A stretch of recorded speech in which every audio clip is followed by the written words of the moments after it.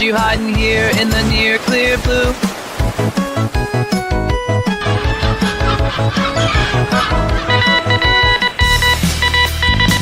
He's been cited by Forbes, The Wall Street Journal, Benny Johnson, Timcast, Dr. Jordan B. Peterson, and even the United States government.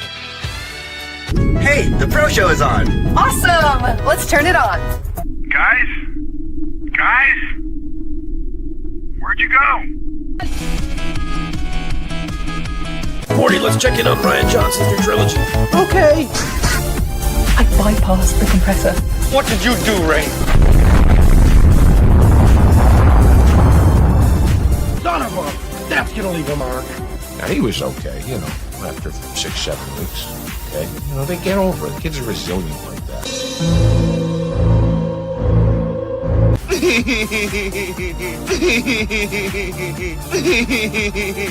Yeah. I hate it.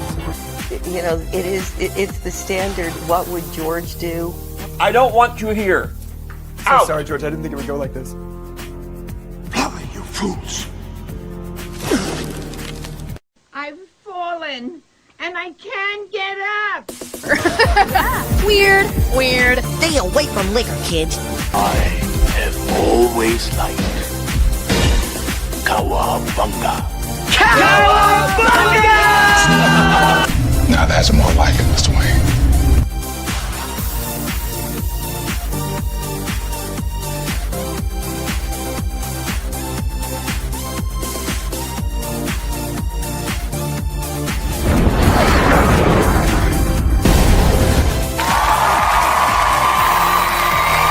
It's about how hard you can get hit and keep moving forward. How much you can take and keep moving forward. The Force will be with you, always. That's how winning is done. I am vengeance. I am the night. That's what she said. I am Batman. If I won tonight, I would come home and we'd celebrate. Well, I'm coming home, we're celebrating. God bless you all. Watch your habits, for they become your character. And watch your character, for it becomes your destiny. What we think, we become. It's scooping time. Ladies and gentlemen, boys and girls, in just 2 minutes, the lighting at the Magic Kingdom will dim for the performance of the Pro Show. We hope you enjoy and have a magical, truthful time.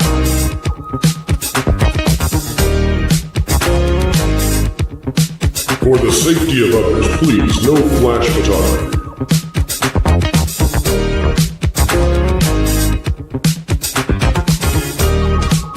And welcome to Provision 3D. All right, everyone, put on your opera glasses. Oh boy,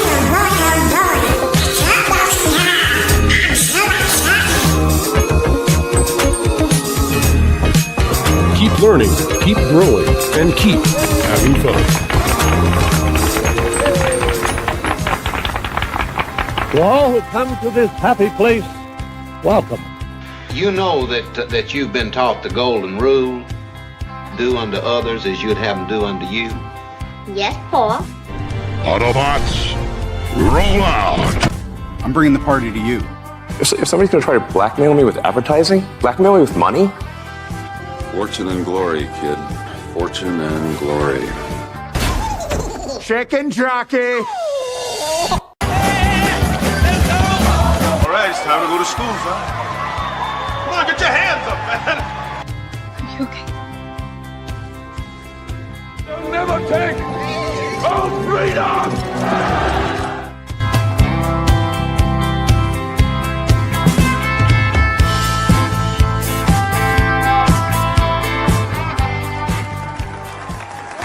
From the redwoods of California to the hills of Tennessee to the Rockies in the Sunshine State and Maine with that bright and shining sea.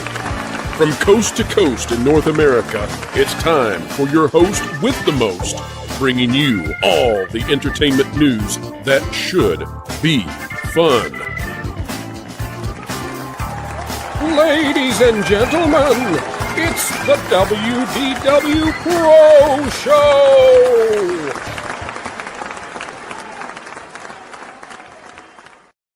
And ladies and gentlemen, here we go again, this time with a fan favorite who has not been here in a while. I got to stand up a little taller, Vash. You're a little bigger than I am, Vash. Vash, how you doing, buddy? Doing very well. Thank you so much for having me on the WDW Pro Show.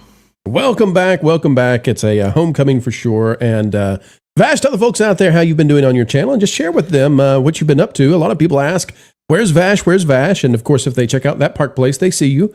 But, we miss you around here, and we're looking forward to hopefully having you on more often again and getting over to your place more often. So tell the folks what you've been up to. Yeah, Vashkai Parkcast, where we cover pretty much all of my info regarding theme parks going across the country.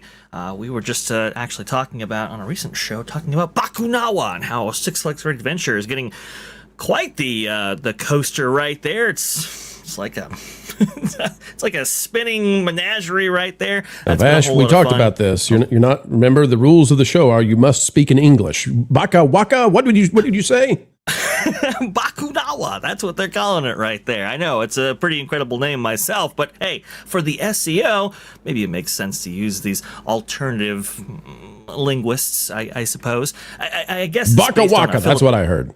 It's a Fozzie themed coaster. You're gonna love it. It's based on a Filipino dragon god or whatever. That's been a whole lot of fun to talk about. We talked about. Is it linked with religion at all, Vash?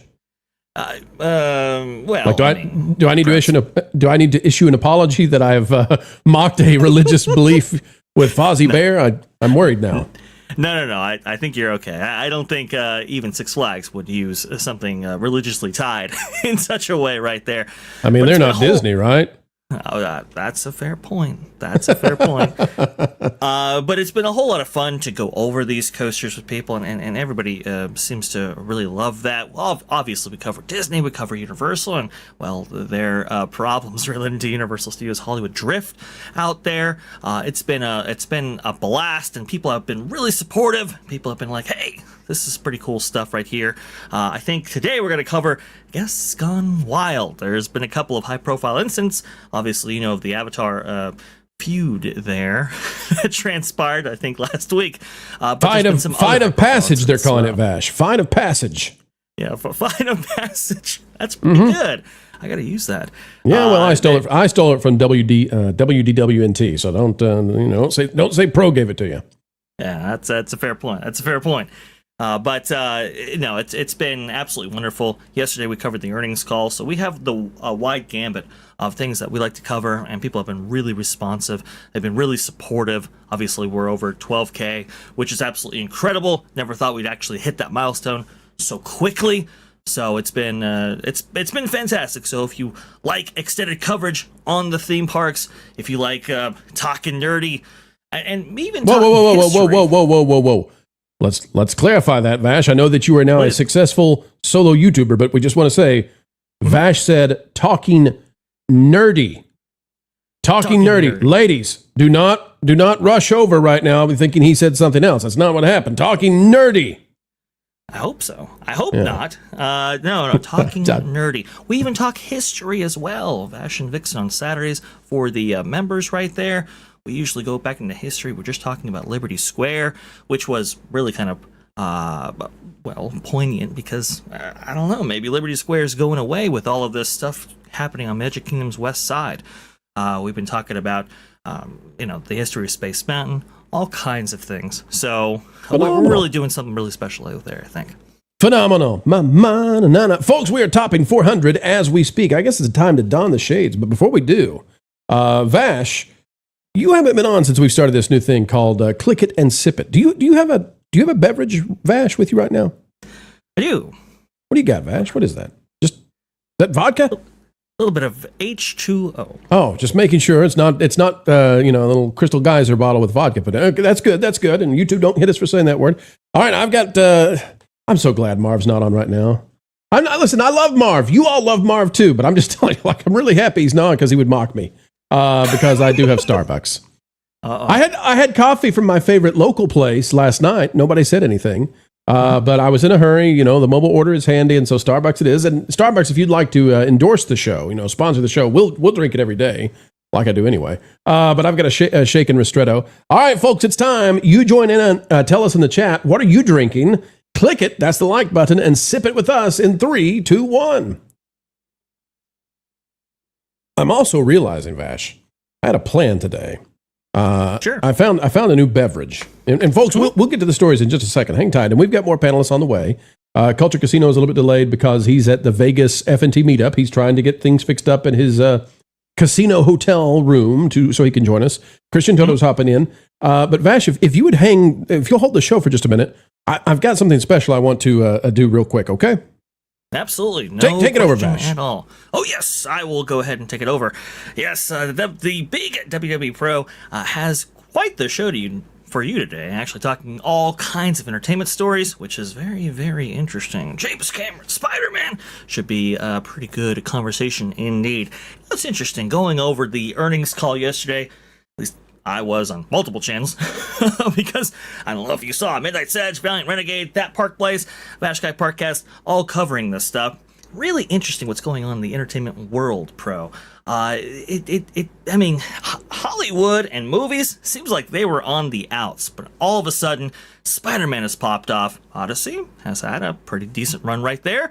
Toy Story 5. This has been quite the summer rebound for entertainment and for Hollywood, which is good, at least for theaters. Now, for studios, you know, mixed bag. Who knows? But I'm glad that at least theaters are doing okay. Vash, I appreciate you holding for a minute. I had forgotten that I wanted to do this. So last night, Vash, Packing Protons spent $300, ludicrous money, to force me to eat haggis on the show next week. I'm not going to tell you what day, folks. You got to tune in every single day to find out when does Pro eat haggis. But I'm going to eat the haggis, which I think I got off easy because, I mean, Lauren is having to shave his face. $300. By the way, he had promised me $1,000, so I'm going to eat 1/3 of the stomach of haggis. Not the greatest sounding thing. I mean, even saying that you can eat chicken livers doesn't sound good, but the idea of the sheep stomach, why is it every food that Scotland comes up with sounds like a dare? Anyway, I found this, Vash. This is a new beverage that I have never seen before. Let's see if we can get a zoom in on this. Folks, this is Mr. Q Cucumber. Have you all seen this before? I've never seen this before. I had never heard of it. There was a single bottle. It was like one of those Clark Griswold finding the Christmas tree moments. It was like the lights of the fluorescent grocery store shone down and the angels began to sing to me. Oh, and I looked and I said, well, by golly, that does not sound pleasant. A cucumber-based soda does not sound pleasant. But you know what? I'm going to drink it. I'm going to drink it live. I'm realizing that might not be meant to twist off, but we did it. Oh, He-Man. Well, yeah, I went ahead and pulled off the Mr. Q Cucumber lid because I'm so strong. All right, so let's see here. Mr. Q Cucumber, sparkling cucumber beverage. It's sugary, but not very sugary, 90 calories. Vash, have you ever seen one of these before? I have not, but I'm getting something on my word, though. It's a trap! Oh, no. You know, All right, let's find out. You ready? Sounds interesting. Could be good, though. Chat, what do you think? I'm looking right now. Jeff Elm says Cucumber Sprite at Epcot is actually pretty good. Lauren says, why are you doing this? Well, Lauren, I saw it. It was the only one. It was bizarre to walk to the grocery store and there's just this one little bottle just sitting there all by itself, all by its lonesome, Vash. And I thought, yeah, let's do that. All right, here we go. Mr. Q Cucumber. Should I do the thing where you like just chug the whole thing, 90 calories straight in? I don't think so. It might be a bad decision. All right, here we go. Man.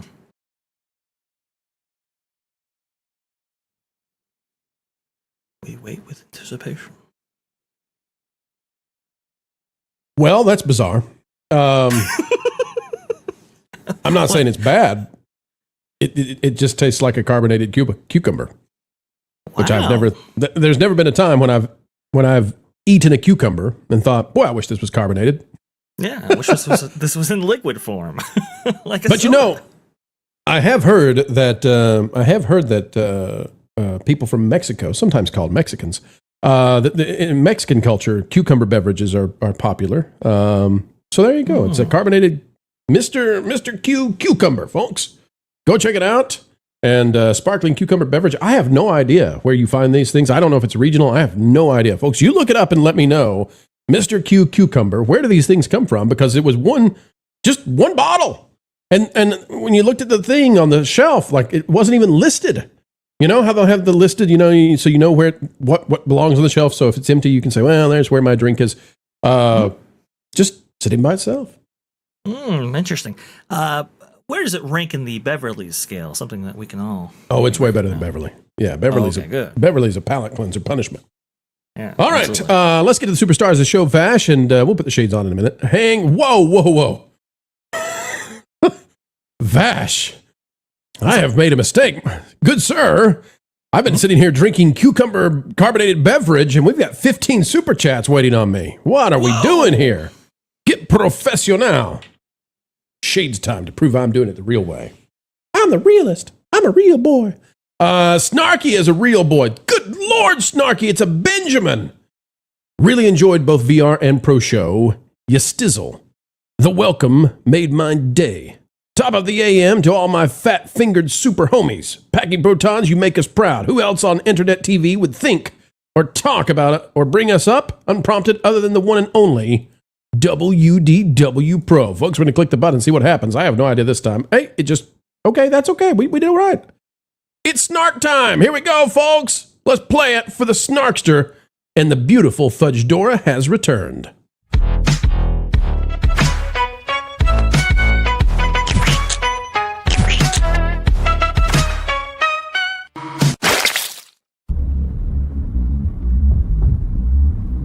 This goes out to all my fat finger super chat homies. Snark Dog, turn it up.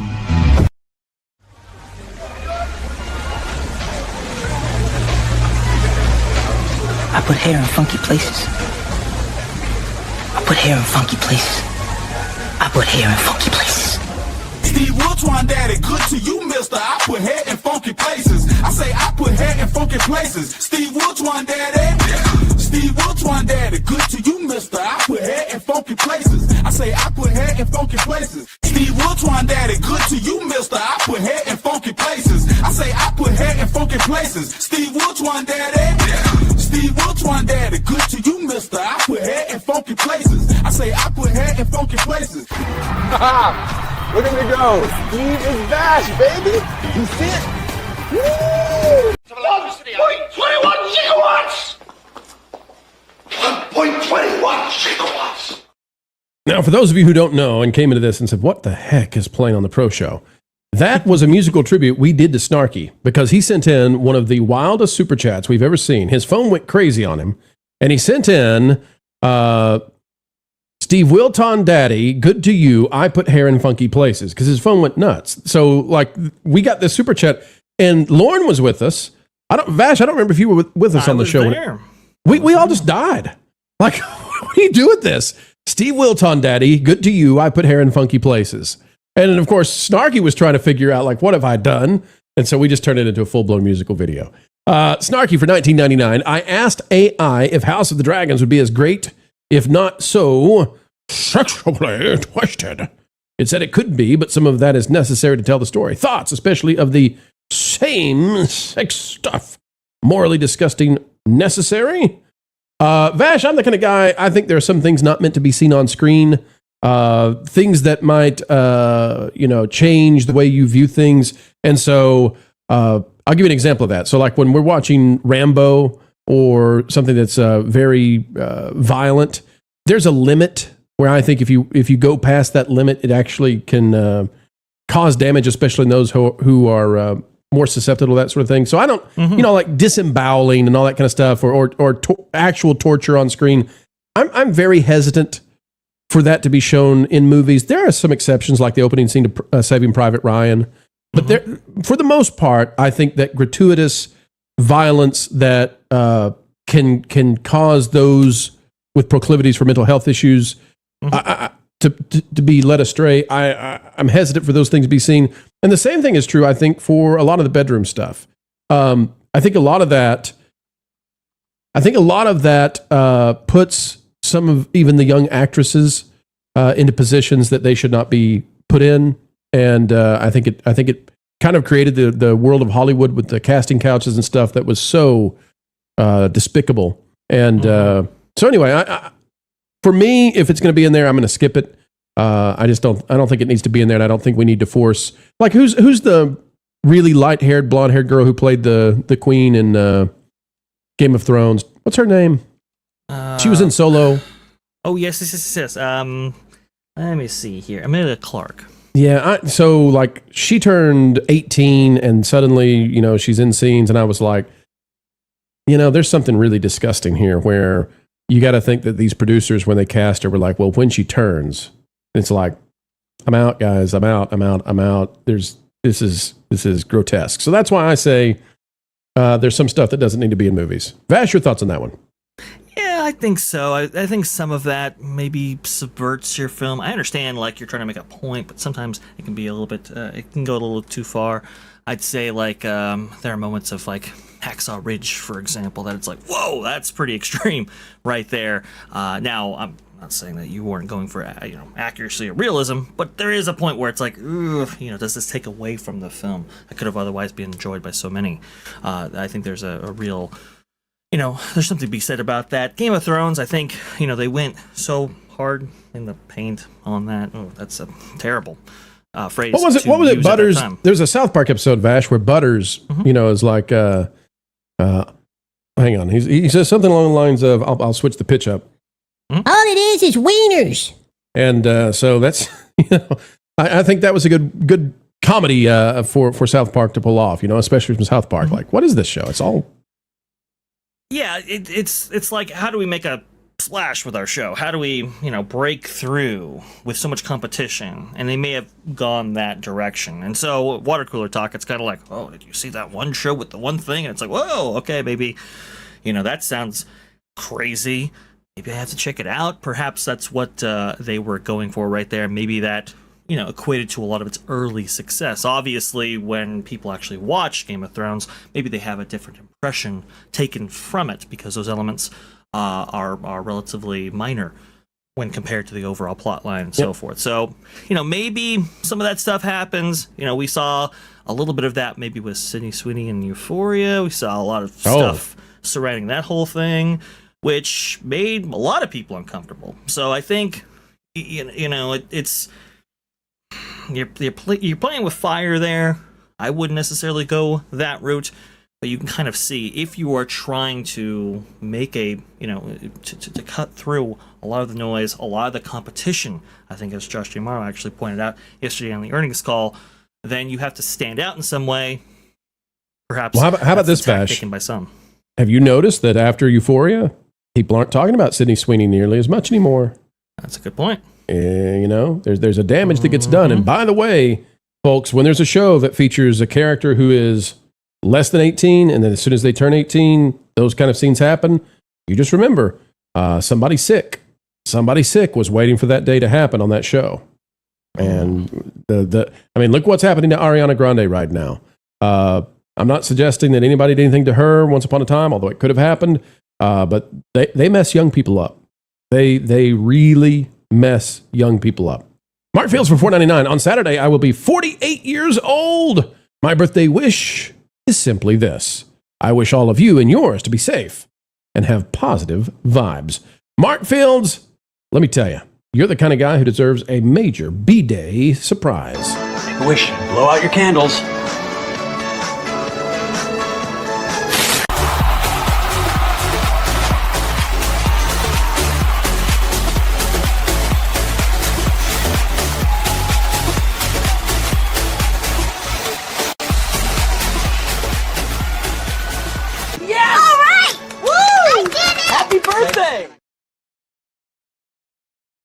Oh, sorry.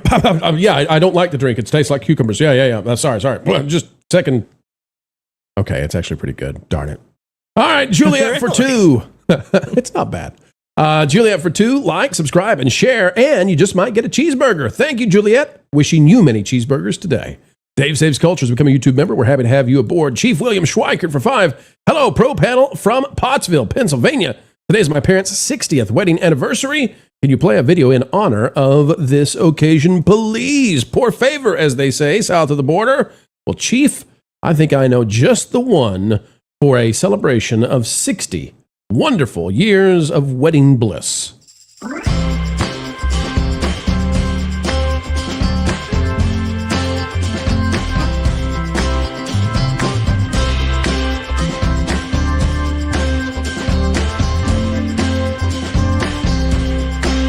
Perfect. Wahoo! Wahoo for your parents indeed. Snarky's out there again with the fudge. Wait a minute. Not a fudge door anymore. What is that? Switch to a Halloween fudge hat? Or is that a fudge door? What is that, Vash? I can't tell if it keeps going above the avatar. That's a fudge door. It's he switched the hat to an actual fudge door. Right. It's beautiful. It's glistening. It looks like ganache. Not bad. Look at the attention to detail there. Snarky for $4.99. Seems like modern TV and film has no line it will not cross. Is this the next iteration desensitization of violence? Well, I hope not. I hope not. And, sensible people. Here. I started to say one thing, and there's something better to say about it. The danger in some of this stuff is that the 5-year-olds watch it. And go talk to a school counselor if you don't think the 5-year-olds will watch it. And the bad parents put it on, and the 5-year-old watches it, and then it's got all this kind of stuff, and boom, here you go. You got a problem, big time, in the minds of some of these kids. Paul Vider Gamer for $4.99. Hail all, happy Thursday. A bit of gaming news. Lady Death, the side-scroller beat 'em up based on the non-Marvel Lady Death, comes out August 31st. Well, awesome. Gaming could use it because layoffs are everywhere. Flying Blind on a rocket cycle for 2. Hail panel and chat, and hail to you, Flying Blind. God dang it, Texas 8412 for $5. Saw AI video on X, Tom Hanks as Hank Hill. Oh. Matthew McConaughey as Boomhauer. All right. And Sydney Sweeney as Luann. God dang it, Vash, I tell you what, that actually works. Sydney Sweeney as Luann. I tell you, that's about the most perfect casting since we got Brittany Murphy, God bless her soul. Sydney Sweeney, she could come over to my grill and get a steak anytime. Oh. Maybe buy some propane. No, that's a very, very interesting casting. I can kind of see that. Yeah, and I'll tell you what, Peggy could even teach her how to play Peggle. She's great at that kind of thing. Some other games, too. I can't remember what Peggy plays right now. Sorry for missing the canon. We got First Dragon Queen for 2. What is it that Peggy plays? It's not Peggle. What is it? It's Boggle. She plays Boggle. Boggle. That's right. God dang it, she can teach her how to play Boggle like you've never seen. We'll get Sydney Sweeney on some potted meats and different food items we've got down at the Megalomart, and it'll just be a real swell time. First Dragon Queen for 2. Hi, Steve. Oh, wait. You're not Steve. Hugs for all. No, not Steve. Not nearly as challenging, and I have no puppets. Oh, good grief. Hey, by the way, I got somebody else who's not Steve. You ready? Please. He's Culture Casino! Hey! Culture, you're muted. Is muted. Let's see if he gets it. While he works on it, folks. Dude Man Cuz for $4.99. Always good to see. My guy Vash, you're still muted, Culture. We'll get you in a second. It'll get fixed, I promise. Patrick Ganaway, excuse me, frog in the throat. Patrick Ganaway, 5 memberships being gifted. And hang on a second, let's bring in Culture and see if that fixes it. Patrick, you are our Superman, even if not, perhaps, Henry Cavill. Or maybe you are. Chemical sunshine, professor says pay no mind. We've got Justin Moore dropping 100 joules to give a high five. Thank you.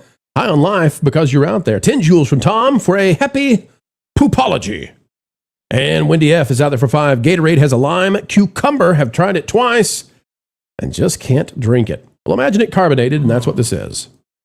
Burnouts for $1.99. Power to the Niners. Opinion of 2003 Ang Lee Hulk versus 2008 Norton Hulk.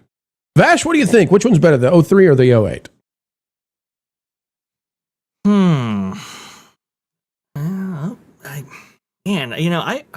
I'm a Norton guy myself, I think. Maybe. I like Norton's performance, I really do, but there's something charming about that era with Ang Lee. That, you know, it sticks with you. Yeah, the thing is, back in that day, too, we just didn't have the special effects to pull off the Hulk. Really, Right. I mean, you go back and you watch them, and it's a little bit tough. It gives off Dwayne Johnson as the Scorpion King vibes, and that's not good. That's not good. It's not good. Wolfle McGruffle, the Crime Dog, is out there dropping 5 WDW Pro memberships. Thank you, Crime Dog. Every time a membership is gifted, a content creator gets his wings. Is that gendered language? We're not at Magic Kingdom, Dad. It's da-da-da-da-da-da-da-da. Teddy for $4.99. Happy birthday, Mark Fields. Positive vibes to you as well, sir. Or as I like to say, no negative vibes. That's right, folks. For those of you teaching Spanish like Peggy Hill, remember, it's no vibos, negativos. I don't actually know what vibes would be sentimientos, but whatever. Just say vibos and pray that it's not a bad word that Bro doesn't know about. Snarky for $1.99. Thanks, fellas. That's what I expected. Thank you, Snarky. Expect no less. We'll give it the best we can to the Fudge Dora. JF0501 for 5. Perfect casting would be Sydney Sweeney as the Black Cat in Spider-Man. Brand new day with actual MJ and a story real. Yeah, a lot of people would like to see Sydney Sweeney in Spider-Man movies, but instead you got Sadie Sink. Now, she was in one Spider-Man movie. Of course, it was a Spider-Man offshoot. but, True. She was in one. True, and it didn't go well, so it didn't go well at all. Might explain something. And Texas 8412 giving us 5 WDW Pro memberships right before we go live with the first story. And Culture suffering some technical difficulties out there in Vegas. We'll try to get him in just a second. But Texas, this one's for you. God dang it. God dang it, from the bottom of our hearts here on the WDW Pro channel, thank you.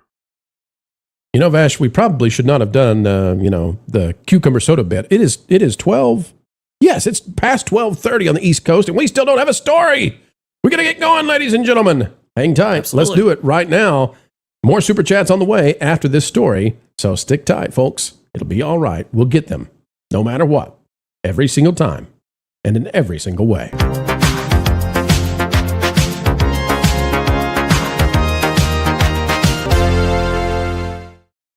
Spider-Man Brand New Day continues its Spidey domination. And get ready, because this thing is catching on big time. Perhaps one of the biggest, grandest cinematic experiences we've ever seen in terms of finances. Spider-Man Brand New Day, right now to the numbers, $1.1 billion already. But hold on to your hats, or as Sam might say, hold on to your butts. Because guess what? We know what's up coming next with the second weekend. From Box Office Pro, weekend preview after hitting $1 billion. How high can Spidey go? Here's what it says. They're forecasting that Spider-Man Brand New Day for the second weekend has a range of $150 to $160 million,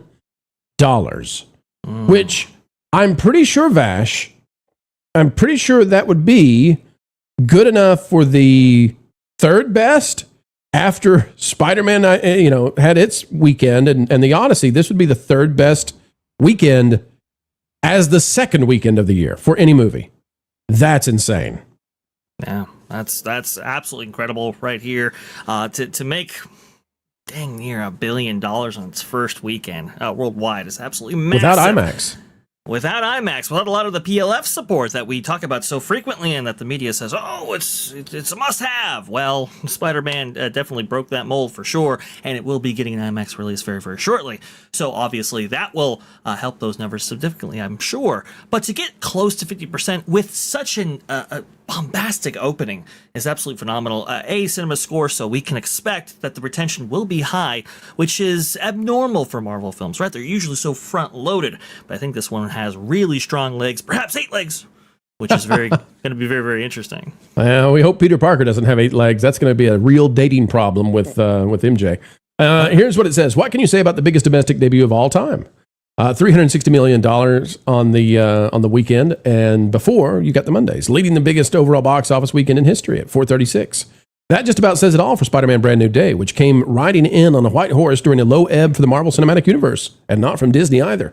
Injecting new life into the nearly 2-decade-old franchise while also soft launching the X-Men initiative at the studio. And again, let us remind you that the director comes out and says, hey, by the way, this was all us. This wasn't Kevin Feige. This wasn't Disney.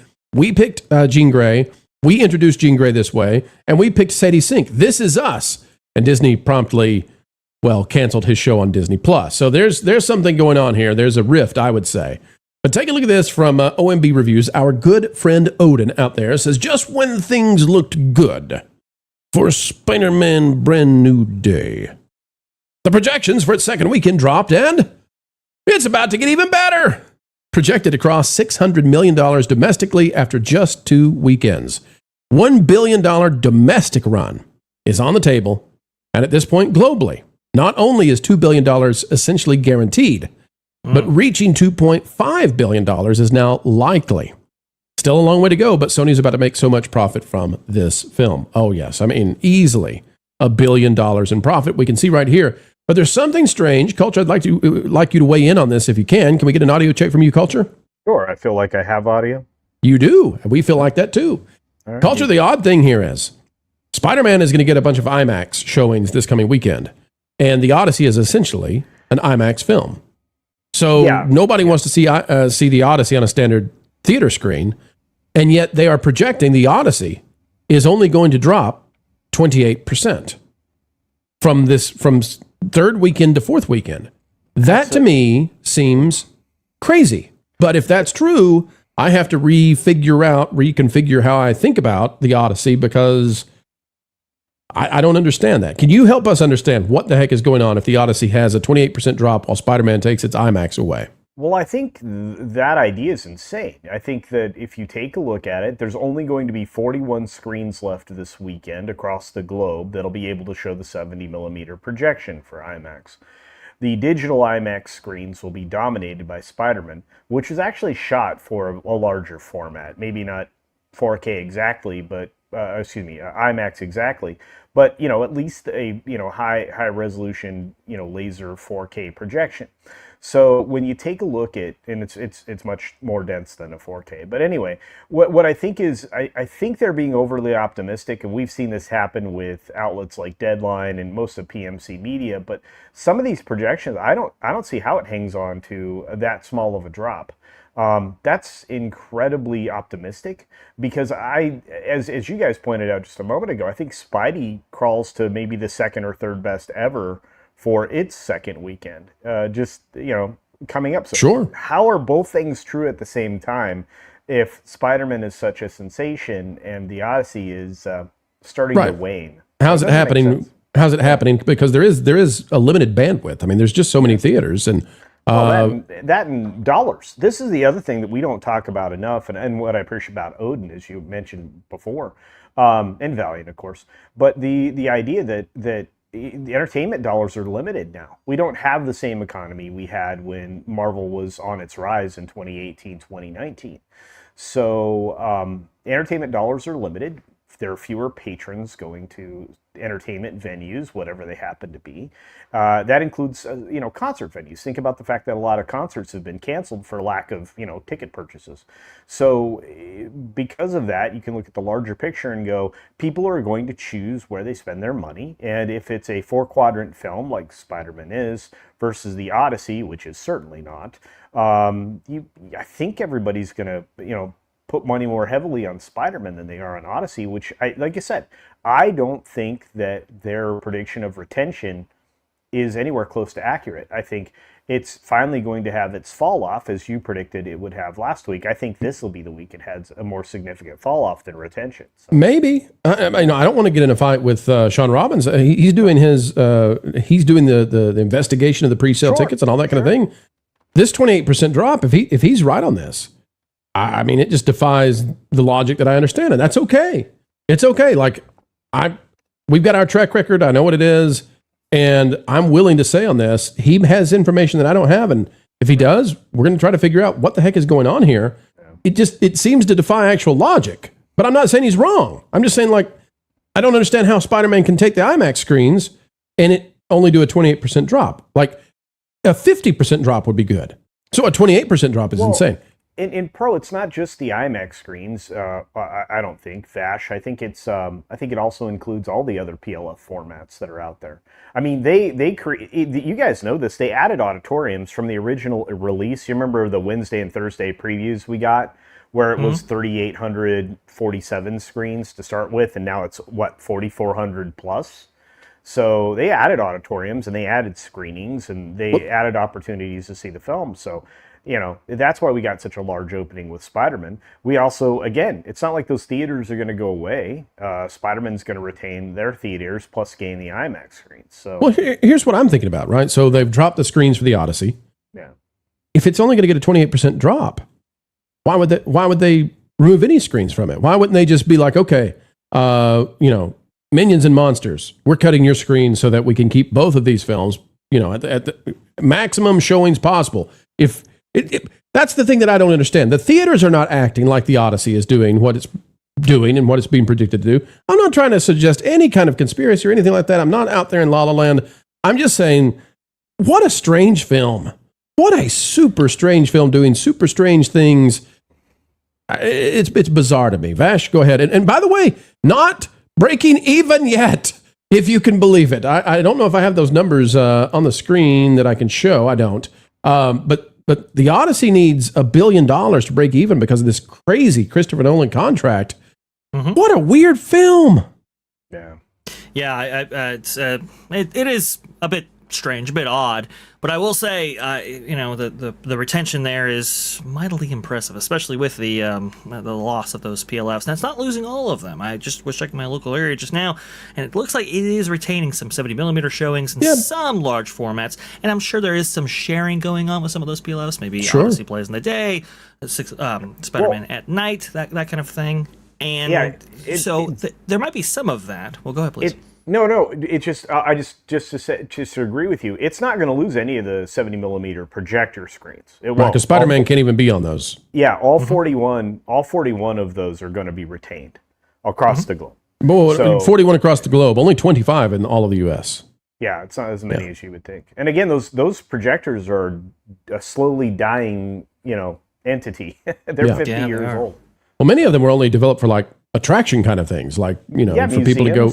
Yeah, museums and 3D shows with space centers, aquariums, et cetera, et cetera.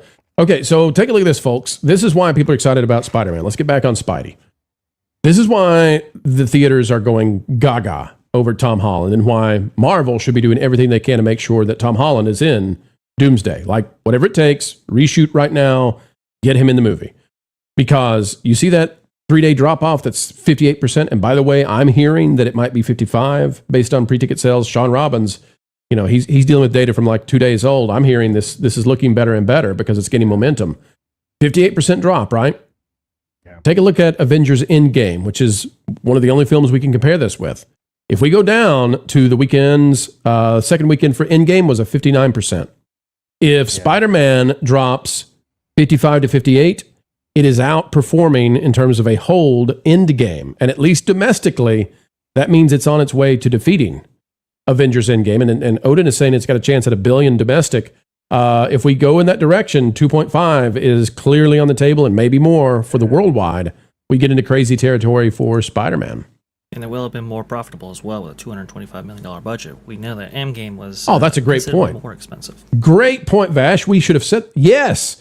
To say it again, Endgame cost how much, Vash? Oh, I actually don't know the numbers for Endgame.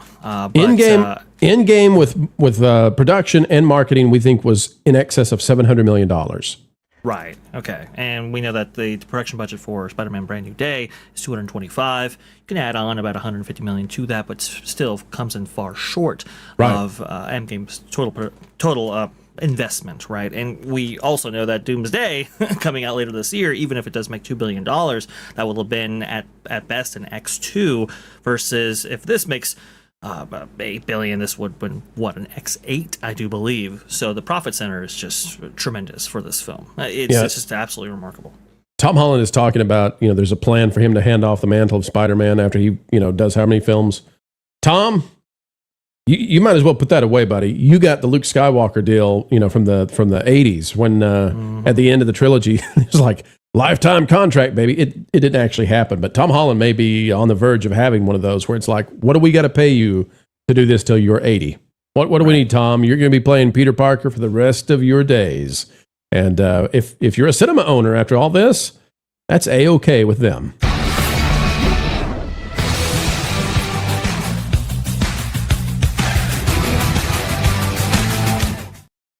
All right, back to the super chats, and there are plenty of them. Thank you, folks. You keep us going. You keep us rolling. The dream to stream only comes true because of you, and you keep those radioactive hamsters fed.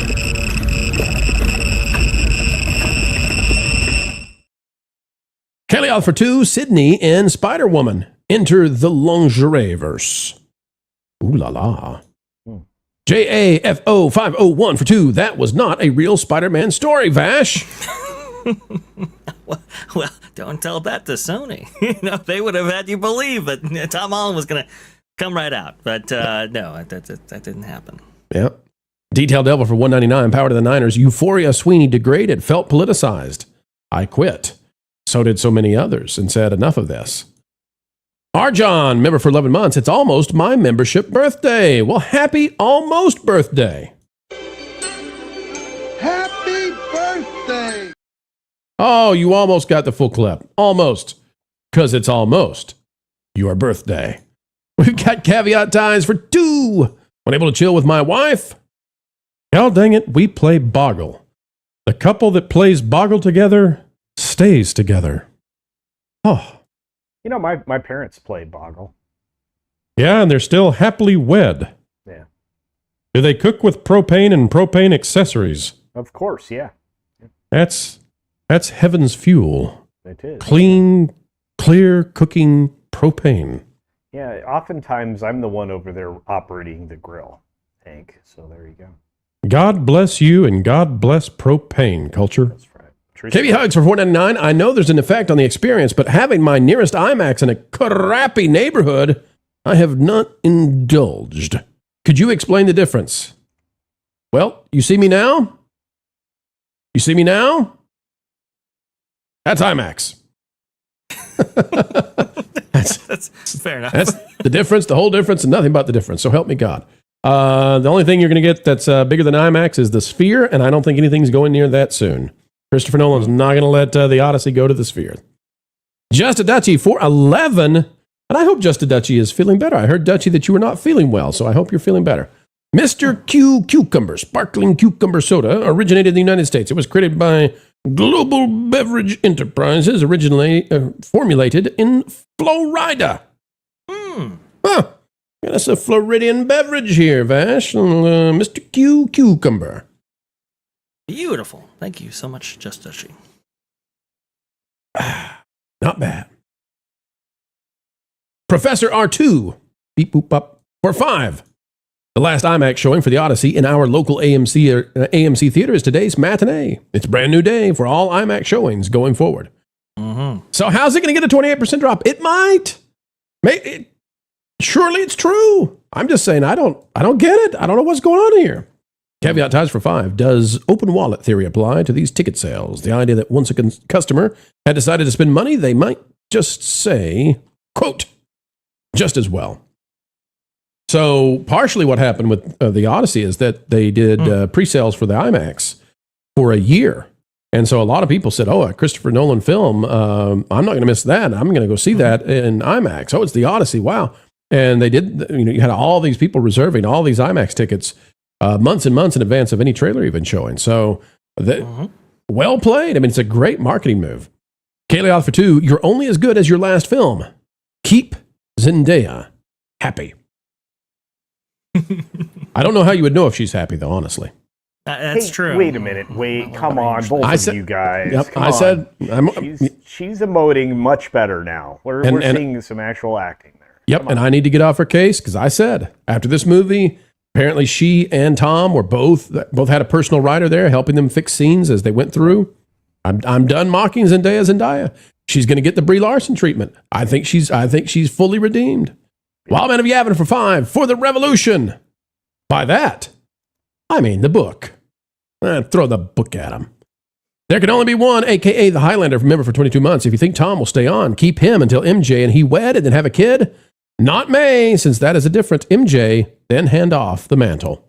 I think he's playing this forever. I think just like, now you're seeing Tobey Maguire and Andrew Garfield playing Spider-Man, right? They're not done anytime. Culture, what are you doing? Hold on a second. We're triangulating on your position right now. Well, I know exactly where you are then if you're across from the Sphere. There's your Sphere right there. Are you at the MGM? There's your sphere, right? Are you at the MGM, Culture? I'm not saying anything. I have looked. I have looked in that exact direction from the MGM, sir. I'm not saying anything. That's so funny that me and you have the same favorite spot to go to in Vegas. The MGM is smoke free, right? Yeah. Actually, a lot That's of the why I like casinos it. here. A lot of the casinos here, especially the ones that are part of the vacation club things and whatever else, those are all smoke free now too. So I think MGM was the first to go smoke free though, and that's why I liked it. I really look. I'm also a big fan of funny. staying at. I'm a big fan of staying at the Paris. So, for me, it's like it's like almost the equivalent of going to Disney because you literally are walking around inside Paris. So it's kind It's just so funny that I've had that exact same view, and I'm like, wait a minute, are you in that hotel room that I've been in? The art was different, so that's that's a change. I'm actually taking advantage of somebody else's hospitality here. So you've got a phenomenal view, though. I mean, look at us. I'm staring out into studio lights. Vash is staring at computer screens, and you're staring out at the Vegas Strip and the Sphere. Natural light too. It's nice. Yeah. The only problem is I bet you despise Vegas.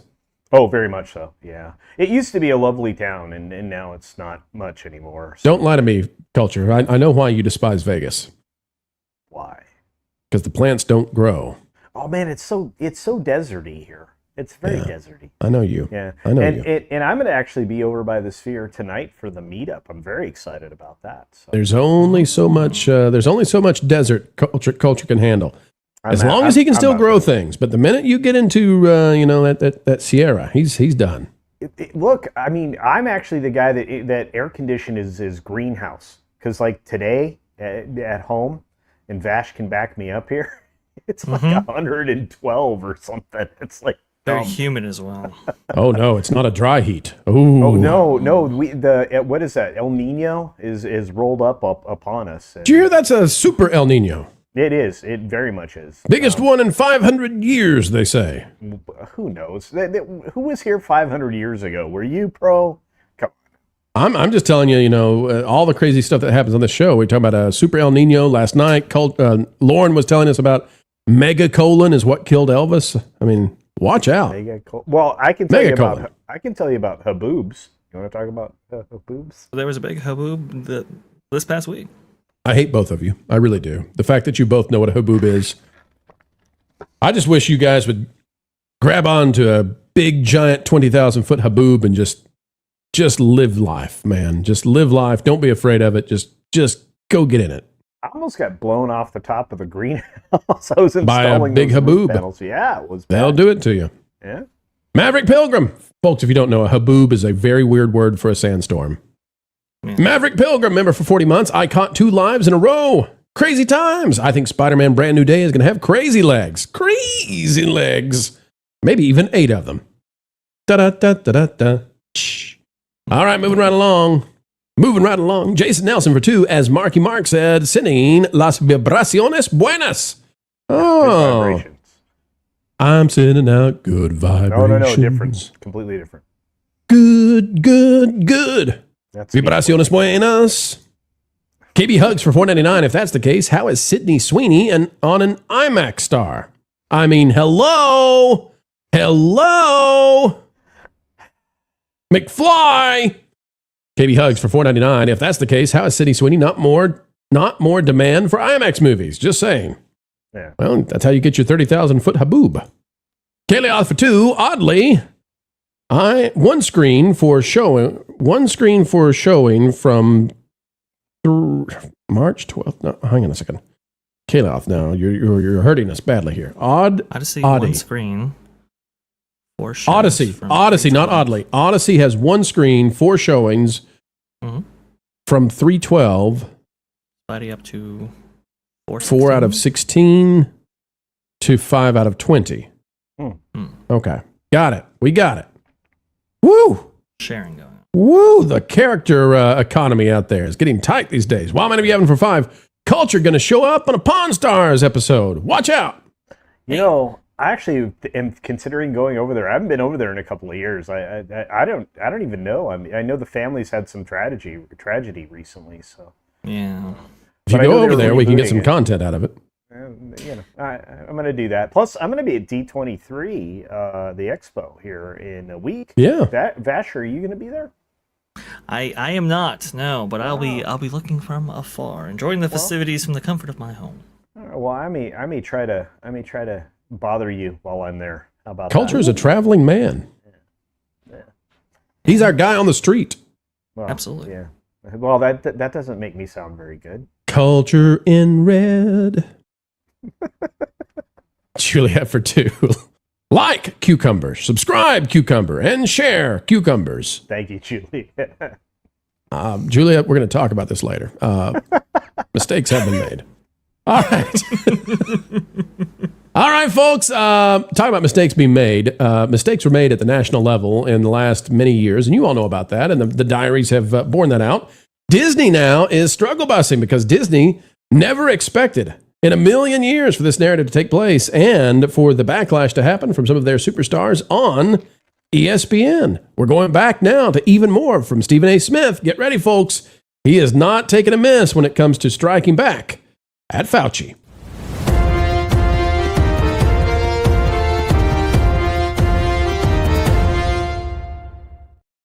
When it came to towing the line and disseminating all the lies of one Dr. Anthony Fauci, and we can say that definitively now because of his diaries and the fact that he admits in his diaries, hey, I'm just fibbifying, the Walt Disney Company was perhaps the biggest company carrying the water.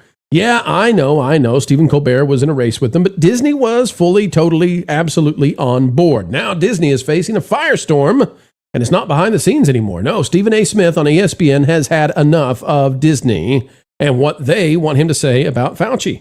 The Vigilant Fox says this: Stephen A. Smith looks visibly betrayed as he reveals he took 3 pandemic shots and wore a mask just like the Faucinator told him, and he still got the coof poof and it almost deleted him. Folks, we'll just play the whole thing and you figure out how is Disney going to handle this as Stephen A. Smith considers to rip into them, and you can understand why. Stephen A. Smith apparently almost lost his life to the guy on the right. For the self-adulation that he engaged in? You damn right I do. And let me just say, folks, there may be some language. Cover your kids' ears. We're not going to censor this since this guy almost lost his life to this stuff. And that's the kind of thing that'll get people to sing a different tune on Disney stations. Because some of the things that he was telling us to do was inconsistent with science, but he was telling us it was science that led to him making the decisions that he made. Masking, 6 feet distancing. The closing of businesses, forcing businesses to push those mandates upon people like me and others. Because I took the vaccine, and I took a booster, and I wore a mask. And we were told, hey, you ain't going to get COVID if you do that. And I got COVID. And damn it almost killed me. Going into 2022, I'm in the hospital 90 minutes before the ball is about to drop. And the doctor says, we've been at this for 3+ weeks. You got double pneumonia. You look really bad. If this antibiotic and this steroid does not work, Mr. Smith, I'm sorry, we're going to have to call your family. It looks that bad. But we should know in 3 hours. And through the grace of God, 3 hours later, I felt better after they gave me that steroid and that antibiotic. But those were the longest 3 hours of my life because I thought it was over. And I remember I had done exactly what Dr. Anthony Fauci was imploring us all to do. Now, we've seen in the diaries that Fauci didn't believe what he was saying publicly. We've seen in the diaries that Fauci kept on his government computer, and that's made it government property, that when he had his jibby jab, he had heart issues thereafter, lung issues thereafter, and did not disclose it to the public and said the opposite. And we all recall how CNN and MS Now and perhaps ABC News and some of these others, we all remember how they mocked people like Brett Favre, how they kept some tennis stars from even being able to go play in tournaments who refused to do this kind of stuff. We remember how they just absolutely ripped apart Joe Rogan, and claimed that he was eating horse stuff, we'll call it. I think that these diaries have just destroyed the last credibility of the media because everybody sees now what actually was going on. And the rage, Vash, that not everybody can switch, right? Some people, if they believe something, they'll never switch off of it, ever, never. It doesn't matter what the evidence shows. But there are the people in the middle, like Stephen A. Smith. Mm-hmm. He almost died. And he's enraged that he almost lost his life to a moron, a sociopath, a guy who was telling us one thing and writing privately a totally different thing. And all the while people died alone in nursing homes, Fauci was writing down, I butt dialed Barbara Streisand. I can't believe I butt. Can you believe? Oh, how cool is this? Vash, I think the narrative is going to be broken. And I think that corporate media, ABC News, ESPN, etc., they're going to have to figure out what do we do now that not even our on-air personalities will dare say what we tell them to anymore. Yeah, and Stephen A. Smith, I think, is maybe feeling the temperature of the room right there and is confident in what he is saying, especially with some of the information that has come out regarding this whole entire issue. But even before the diary was revealed and its contents, there was some polling conducted by actually Richard Barris, which was very, very interesting, showing that the majority of Americans actually felt that they themselves or a family member might have been impacted by a certain medical procedure right there. So I think it is pretty safe, at least to criticize at least some aspects of this. But now, obviously, especially with that testimony that just occurred in front of Congress right there, it is... I think the reception that Fauci received, especially from the media intelligentsia, especially from Disney themselves after producing a documentary for the Disney Plus streaming platform right there, I think all of that has begun to change. What's very, very interesting is Stephen A. Smith is a prominent ESPN employee, right? Just securing a contract for, I believe, $20 million a year. He's too big to fire. Honestly, there's almost nobody like that. But he's too big to fire for them, and he's got big friends. And if he's saying this, I can guarantee you that folks behind the scenes in the NBA are feeling this way. I'm telling you, a lot of those guys, they're political to a point, but you mess with their families, you mess with their health, and they will go nutso on you. It's not allowed. Vash, finish your point. I want to ask Culture about something to do with this as well, but I'd love to hear your final thoughts on that one. No, it's very interesting to actually see this paradigm change right here. And like I was saying before, ESPN paying a huge contract out for Stephen A. Smith and his services. In fact, actually, there's been some high-profile firings recently in order to retain talent like Stephen A. Smith, Pat McAfee, and others. So, and Pat McAfee recently had Aaron Rodgers on. Well, he was talking about some similar issues on his program, which I believe Pat McAfee was able to secure a $60 million contract from Disney for the production of his show and so forth. So it's just really, really interesting to see, especially amongst the sports world, but certainly amongst the nation as a whole, start to shift in this direction, especially in light of different things. And that may be why Disney is allowing this to happen. And the new media won here. I mean, the legacy media would have carried the water back in the day and told you what that pleading the fifth meant really, and it was just the conservatives that were after him. But people are going to X now. They're going to places where they can find out what's real. And this whole narrative broke the legacy media truly. Culture, in my family, and we've had panelists on who've talked about how horrible, their families were affected by Fauci. People, have said that their relatives on the panel, that their relatives passed away in isolation and they could not get to them to be with them. And I think about how awful that is. In my family, months after one of my family members took this stuff, they suddenly had turbo cancer, which I didn't know there was a turbo cancer. That, back in my day, cancer was scary enough. We didn't need turbo cancer, but it's gone turbo now. That's no good. And so from the point of diagnosis to the end was like days, and no history of the C word, luckily, in the family before that. So can we prove that it was due to that? No, nobody can. And it also, the other problem here, Culture, is that is going to make people distrust science because this guy came out and said, I am the science. And that's a shame, because I think there is a future where we can do, very important medical advancements with mRNA technology. But this guy has a history, and he betrayed all of the country maybe. And now the media and the studio execs are going to have to figure out what to do as their on-air personalities turn against him. Well, I think that taking such a stand that Mr. Fauci did, at the time being so certain about things that we were very uncertain about, I think that really harmed his credibility. But the fact that the media, as you already pointed out, were carrying the water for this. And look, he's not the only guy. You guys pointed out Aaron Rodgers, Pat McAfee, Stephen A. Smith. This is reminiscent of what Vice Media used to be before they decided to go the wrong direction politically. And they were always on the cutting, the cutting edge of things. They were always ready to talk about things on the razor's edge. And while they were a little bit, off base at times, they didn't mind having like the more counterculture view of things that were contrary to the regular narrative. And the problem is that because of the suppression of speech that we suffered, even on the various platforms that we've appeared on, we weren't allowed to give the proper information out there. Right, could not have. Would have been banned immediately. There are still channels today that do not exist because they called this correctly.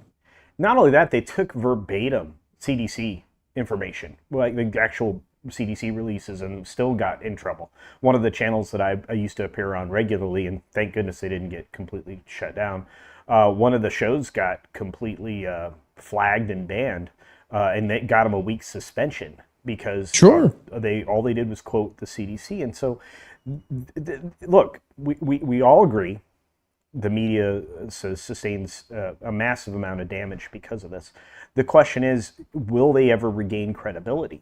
Because over time, as we've learned, that even the great Walter Cronkite was kind of carrying the water during the course of a particular event in Southeast Asia, or I should say specifically Vietnam.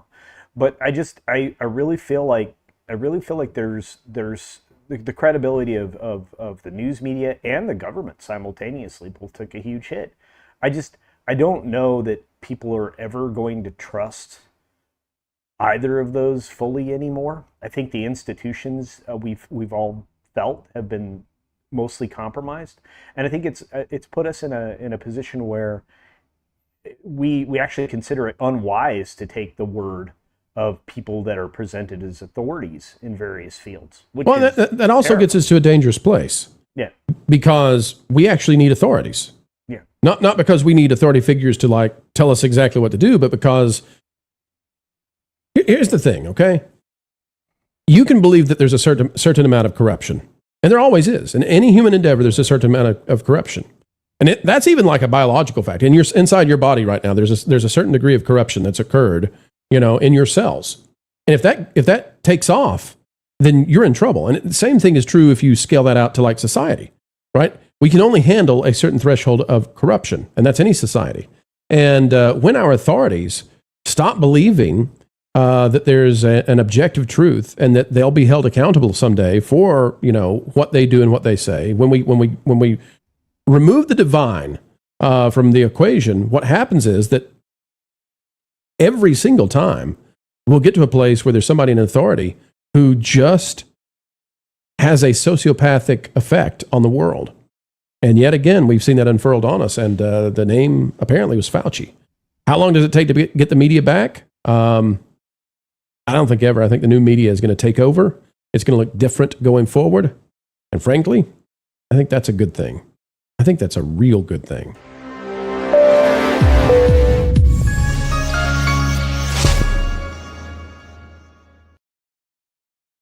Folks, do you know what's an even better thing?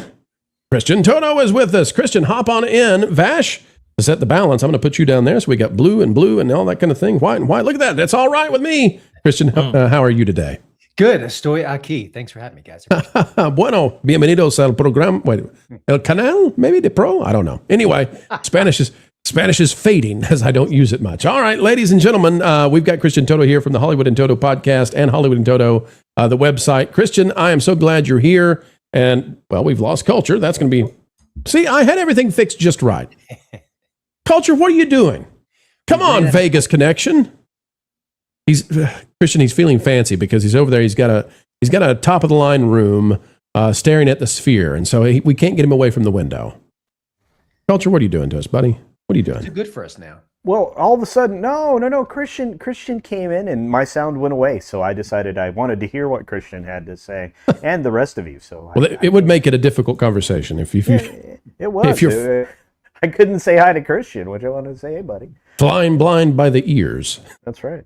What I have to say is so important that everyone must listen. That's true. Everybody must listen to Christian and read, of course, Christian in Toto. Great website. The great thing is that Christian smiled and laughed after he said that. Fauci did not. That was see, that's the difference. Hollywood in Toto. Excuse me. Yeah. Douglas Knott for 5. Mike Price of Reason and Professor R2 appear on this show. They have excellent late night streams. Let me put that down actually in my notes to send to Kara. That's not a bad idea. Price of Reason and Professor R2. We're always looking for who we should have, and that's a good idea. Speaking about shadow bans, by the way, Eric Metaxas is one of those guys. He was just on the channel. He lost all his stuff and has had to, work very hard to get back. A guy who is prominent and well respected, but he took the wrong anti-orthodoxy opinion when it came to the COOF, and poof, went away all his social media stuff, and it didn't return. So, that's what we've been through, and thank goodness maybe most of it's behind us, but we can never let those folks back in charge. Detailed Elbow for $4.99. People thirst for heroism. Spidey will persist as Odyssey fades, but Spider-Man equals a Trojan horse. Cop berates Spider-Man because lost control as writers excuse Jean in control sadism. Well, I hear that critique, and I agree with that critique. But I think in the grand scheme of the entire movie, I would not. I probably would still say it's a great film, and I think that we can find those kinds of errors in it. There are some plot problems. Jean having possessing the man who walks back and gets ran over by the car, that turns her into too much of a villain. And if I could have stepped in, I'd have said, "Hey guys, let's back that one out because we need her not to be that much of a villain so she can be redeemable." But overall, the moral message that's in the story, I think, is so important for young people to see and hear, and it's antithetical to what we've had for the past many years. Christian, I've not had the chance yet to hear from you what you thought about Spider-Man Brand New Day. I give it a very high score. What did you think about it? Yeah, I mostly agree, and it's a great point. It's something I didn't really want to focus on initially, but the Jean Grey situation is complicated, and they really, wouldn't take much to tweak the movie to adjust it in such a way that she is more redeemable. They didn't do that. It's a big mistake. Otherwise, Tom Holland, didn't love him in Odyssey. I thought he's terrific here. I mean, listen, he's getting older. They're letting Spidey grow up, and they're letting him mature in ways which I found were very satisfying. So I think it mostly worked. I thought they incorporated the Hulk and the Punisher in very well. Mark Ruffalo didn't do a press tour for the movie, even better. And I thought it was satisfying. Yes, the beginning is slow. It takes a while to get the story in motion. I don't think the villain, even with those quibbles, is a great villain. I think Marvel movies have a consistent problem there. But there was enough going on that I found it appealing, for sure. It scratched a lot of superhero itches. Didn't feel like the franchise is falling on its face. I feel like it's still strong. And again, Holland is just a real anchor here. It's just Spider-Man is so relatable, and his heartbreak here. And also, by the way, what does he do in the movie? He fights crime, and crime goes down, and society is safer. Gee, is there a lesson there? I don't know. And it's not cynical, and it doesn't deconstruct him. And it's sort of the anti-Star Wars, right? They've taken this path where they've kept Peter Parker a positive force, and look how they're being rewarded for that. So I also think that the moral of the story, that you can't carry your burdens alone. No matter how good and great you are, you need friends and family there. And if you don't have friends and family, then you can share your friends and family with those who need that sort of community. I mean, I just thought, what a great message for young people who've been told the opposite, right? The world must acquiesce to all of your demands, you little narcissist. Like, get rid of that, and let's bring in the Spider-Man Brand New Day story. It's great. All right. Even if they're race swapped. So, yeah. Let me ask you about this, Christian, because I don't know if you have seen this, and we'll get the rest of the Super Chats in a sec, but I'm very curious. I actually just want to tell you about it and see what you think in case you don't know. This Justin Kuritzkis is a fairly unknown writer in Hollywood. And what we found out is that apparently Justin Kuritzkis was on set with Tom Holland and Zendaya, and when scenes did not work for them, they determined this, that Tom Holland and Zendaya would, with the director, give Justin Kuritzkis the job of going home and rewriting the scripts or rewriting the scenes the way they wanted and come back the next day and reshoot these things. That is an amazing strategy, I think, because it avoids people in Hollywood being angry at Tom Holland and Zendaya, and it shifts that into somebody who is a writer, stays a writer, but has the task of fixing this stuff when you're on a set and you realize this doesn't work. I thought that was fascinating. It is, in a way. I have a screenwriter friend, and I always feel for the screenwriters because their work is always tinkered with. And also I worry about stars with huge egos and attitudes who want the story to be more about them, if at all possible. Yeah. I just never get that sense from Holland. He just seems off screen to be a kind of a decent guy. Yeah. So it's hard for me to say. I don't know him personally, obviously. But there's a dedication to the craft there that I admire. I thought their scenes together work well. And I think I feel more positive than negative about it. And it certainly sounds better than, we're making Avengers Doomsday. We don't quite have a script. We don't know where the story is going. We'll just show up on the set. We'll make it work. We'll piecemeal it afterwards. Don't worry. We'll zombie this. We can Frankenstein this. Don't worry. Christian, do you think that the English folks take the craft more seriously than the American folks do? Ooh, that's a juicy thought. I would tend to think that's an individual. I had a very passionate talk with Disparu about that, and amongst other things that were very British last evening.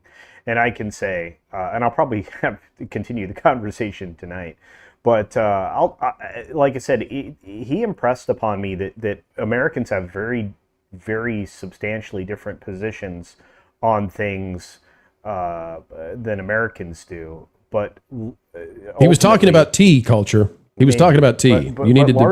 Context matters here. Sure, but largely that we all fall into this. At the end, we all fall in line in the same place. So I thought looking at it from that perspective. So I had to ask you that question because I think there's a substantial difference between the way English actors and actresses approach the craft than the way Americans do. I think the Americans go in with a little bit more of a by the seat of the pants approach. And I think that perhaps the English actors are a little more cerebral about it.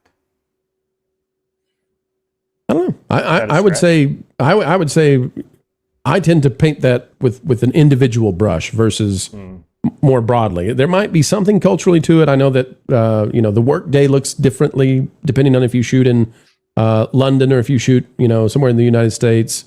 But I don't know, Christian, any thoughts on that before we hit the rest of the super chats? Yeah, I'll split the difference. I think you're both right. It's certainly a case-by-case basis, but there could be a cultural factor there.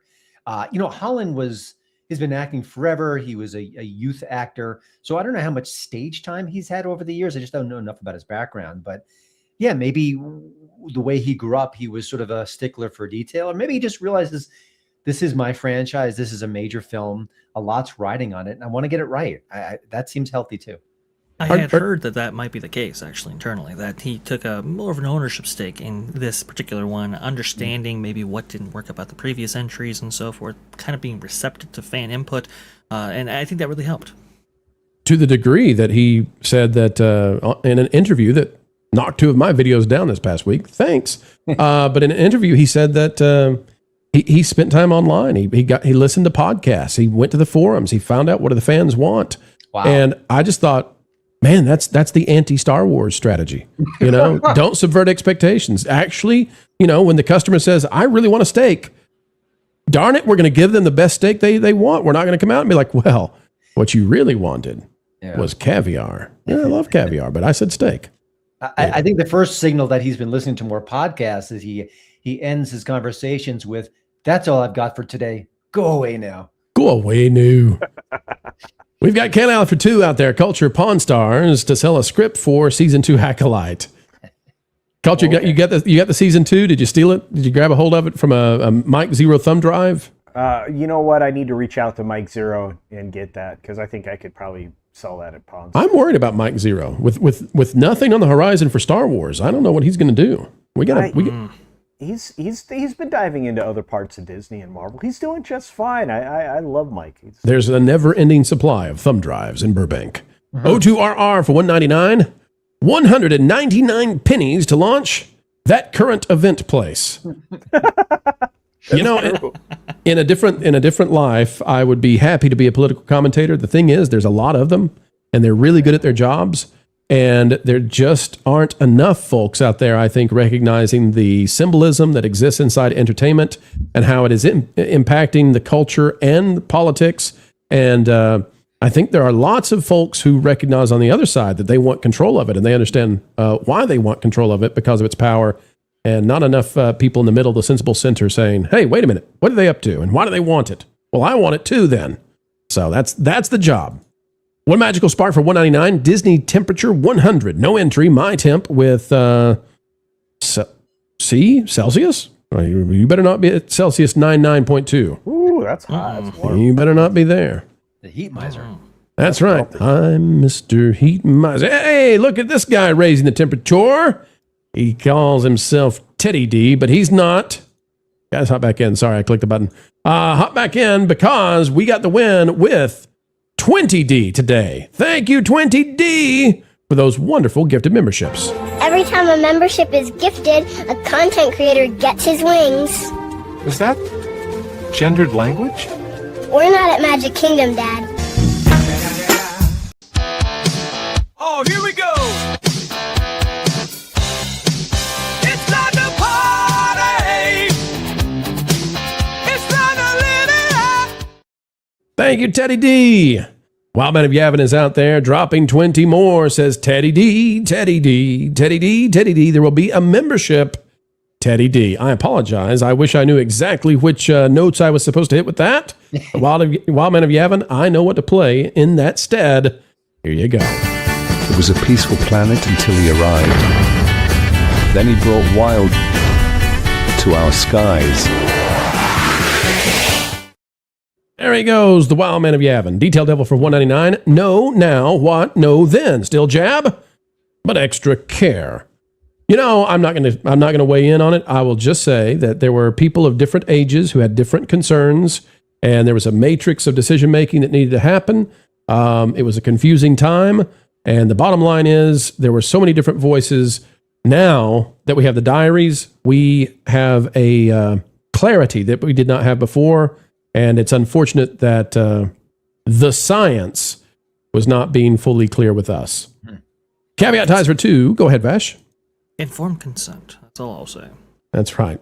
You know, we've been through some strange times. The President of the United States with red lighting, ground lighting shining up behind him, talking about the summer that was going to happen. And like, how did a cartoon turn into reality where somebody said, you know what we need behind him? Red ground lighting shining up on it. That'll look great. That's Darth Vader. Like, everybody knows you don't do this. What a weird thing we've been through. Caveat ties for 2. Hollywood needs better writers. Well, you never know. There's lots of great writers out there.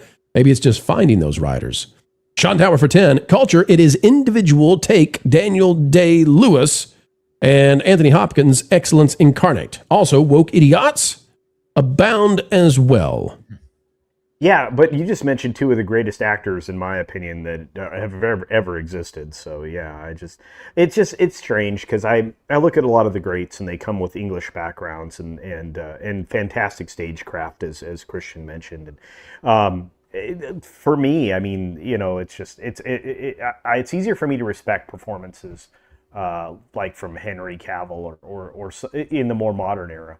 Than it is for a lot of these lackadaisical, laissez-faire actors that we have coming out of Hollywood. And again, that might be me having an elitist opinion on that, maybe, but it just seems like they take their job more seriously. You've been called an elitist many times. I just want you to know that. I doubt it, but I just think they're more cognizant of what they're doing or what they're trying to do.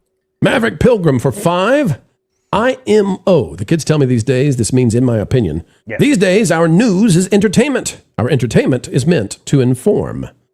You know what? I'm gonna push back just gently, Maverick, and I'm gonna say that's always been the way it is. The reason that we do the stories around the campfire, going back thousands and thousands of years, is because when they talked about slaying the saber-toothed tiger or whatever it was, we were role playing. It's a way of passing, of distributing the information from the story. There's an ethos embedded in every story.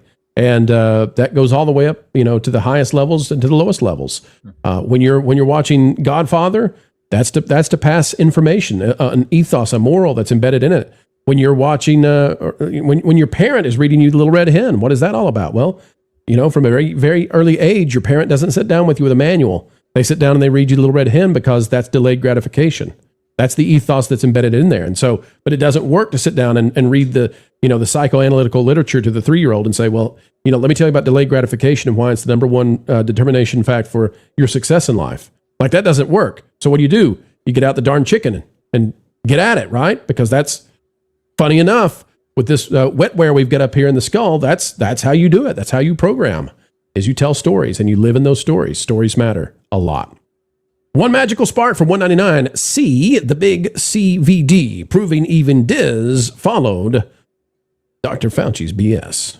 Yes, I think all of them got in lockstep, and for political purposes. I think, if they had thought that he was in lockstep with the Orange Man, then they would have went a very different direction. But they saw a way to divide, and unfortunately that division may have cost tons and tons and tons of lives.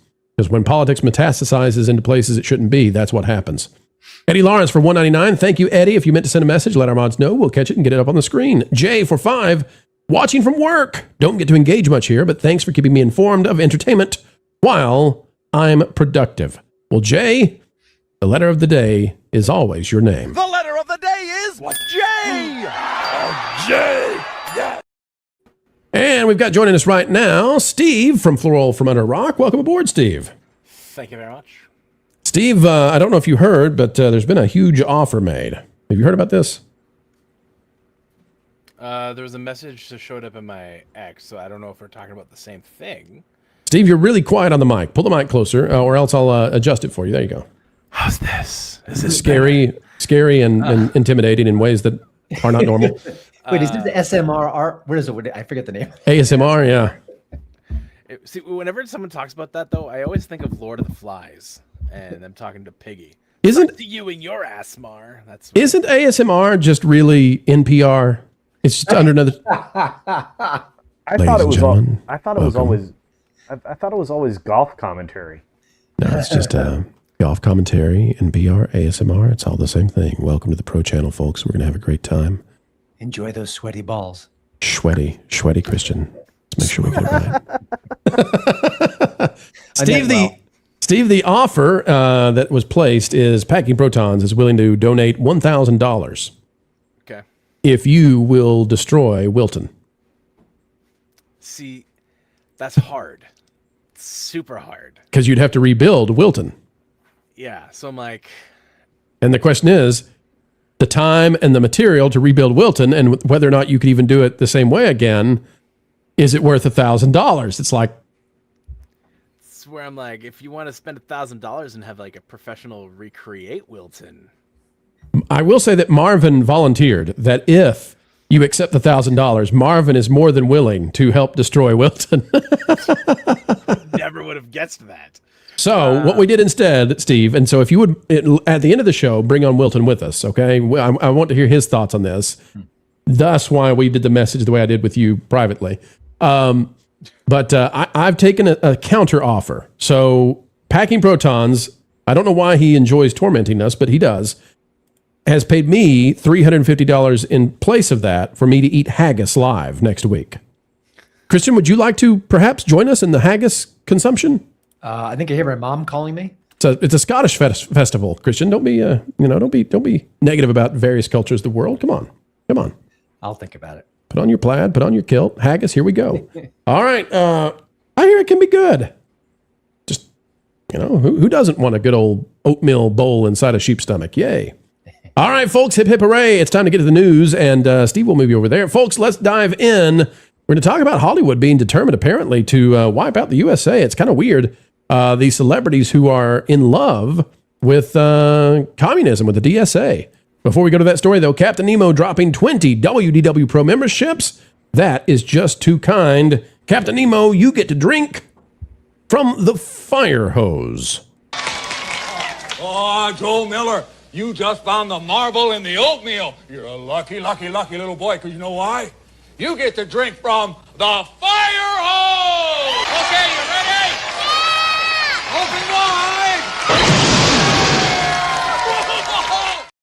And for the record, that guy is only slightly less crazy than Kramer. So... Quick question. Is my mic a little bit better now? It is a little bit better. Okay. We've got Jeremiah out there for 10. GWTW box office. Help me out, guys. GWTW. Which one? Gone with the Wind. Gone with the Wind. Oh, we're going to adjust for inflation. I'm with you now. Gone with the Wind box office is close to $5 billion. Spider-Man Brand New Day will be its American box office, which was $1.8 to $1.9 billion. I think Spider-Man Brand New Day will be its American box, will beat its American box office for Gone with the Wind. We'll see. You know, when we apply the adjusted inflation numbers to things like Snow White and Gone with the Wind, it's incredible what those movies meant to people. I mean, the butts and seats are dramatically different than almost anything we see today, despite the fact that we have like 10x the screens. So you're talking about back in the day, people filling those theaters night and day to go see those movies. They were spectacles indeed. All right, ladies and gentlemen, it's time. Let's dive into the next story. Steve, bringing you right back. 3, 2, 1. Take a look at that. And here we go.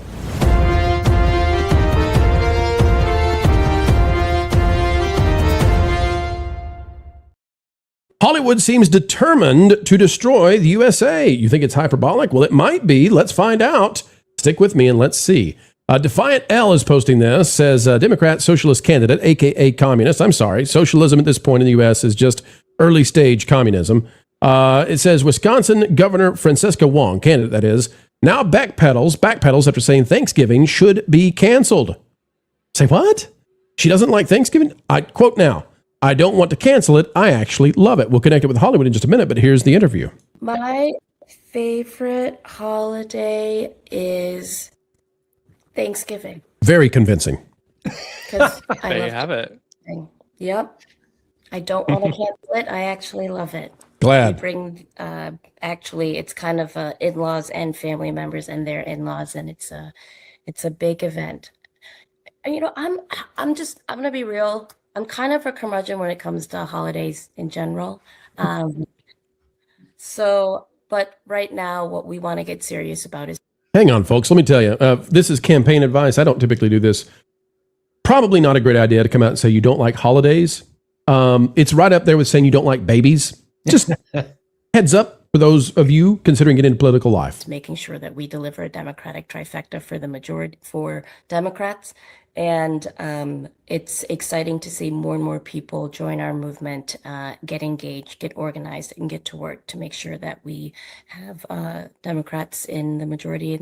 Okay, so she's a Democrat socialist. Okay, and folks, normally we wouldn't cover this except, take a look at this. Far left Senate candidate Abdul El Sayed, who we've covered in the past, here because of the connection with celebrities, took over $115,000 from members of the alleged, we can't say that word, but it's H-linked group. It's a group that's not very nice to humans. I think you know why. In the Middle East, that's out of the New York Post. And if we continue down this path, what else do we have? Well, somebody else who's connected with all of these folks, who himself is a podcaster and influencer online, Hassan Piker, calls on his followers to delete capitalists. This is so vile, I cannot play it. You can see it on the screen. Hide your kid's eyes from seeing what he had to say. We cannot play that video, but I just want you to know it's out there. Now, Piker has been a part of campaigning for these communist folks, but so have Hollywood stars. Mark Ruffalo backs Michigan left-wing candidates in fundraiser video. What's this about? Again, it's about Abdul El Sayed, the candidate out of Michigan. And this is from August 4th. Actor Mark Ruffalo threw his support behind 3 left-wing Michigan candidates in an online fundraiser, telling participants that the movement, he says, began in 2016 is, quote, coming to bear fruit. The Spider-Man Brand New Day star appeared in the video fundraiser for U.S. Senate candidate Abdul Sayed 7th Congressional District candidate William Lawrence, and 13th Congressional District candidate Donovan McKinney, all three of whom faced Democratic primary elections in Michigan on Tuesday, and all of whom are of this same very far left persuasion, aka what many people believe to be communist. This goes also back to Pedro Pascal. Folks, you know Pedro Pascal comes from Chile, and his family were socialists who had to flee the country, not because they're on the right, because they're on the left, and really not from fleeing from the right necessarily, because the right took back power from Pinochet later on. We can keep going on. Mamdani, who just was in that featured video we did where he's in a mosque where they call for the deletion of infidels. My, oh my, this is getting worse and worse. Mamdani is cohorting around, not just with Miss Rachel from YouTube, but also with Julia Roberts. That's right. The pretty woman herself, Julia Roberts, in attendance and helping Mamdani. And we can keep going and going and going. Jane Fonda and all of those, all the ones you would expect, but there are some surprises in there. Christian, I want to ask you about this because it's strange to me that Hollywood is, it's not that they're political. They've always been political, and, and we know which way Hollywood tends to lean. But these political candidates that they're now arguing for are anti-capitalist. Like, they're outright. They're saying it. They're not capitalists. They believe in something entirely different. And it seems to me the movie stars, they have their money because of capitalism. Like, who would have thought they have money because of capitalism? So I don't get what their plan here is unless they think they're going to be on top of the utopia once it arrives. I don't think they have a plan. I don't think they think it through. I think they're hypocrites. I think Breitbart had a story about John Leguizamo bragging about all the different houses he owns thanks to the Ice Age franchise. And good for him. He provided a fun, quirky voice for those movies, and he's made a fortune of it. Yet he's pushing the DSA agenda. So, there's no one out there who will hold these people accountable, who will just ask them tough questions. I literally just posted a piece before I joined the show about how Hollywood is to blame partly for this rise in communism, because look at what's going on in the culture. Where are the movies that are warning us about socialism, about communism, about what's happened in Cuba, what's happened in Venezuela? There are no cautionary tales. There's so many great dramas that could be told from that kind of repression, that kind of totalitarian state, and we just don't get it. It's bad enough, as I argue in the piece, that Hollywood basically ignored the country's 250th birthday, which they did. I actually think this is so cool because I did not know that you had published this article.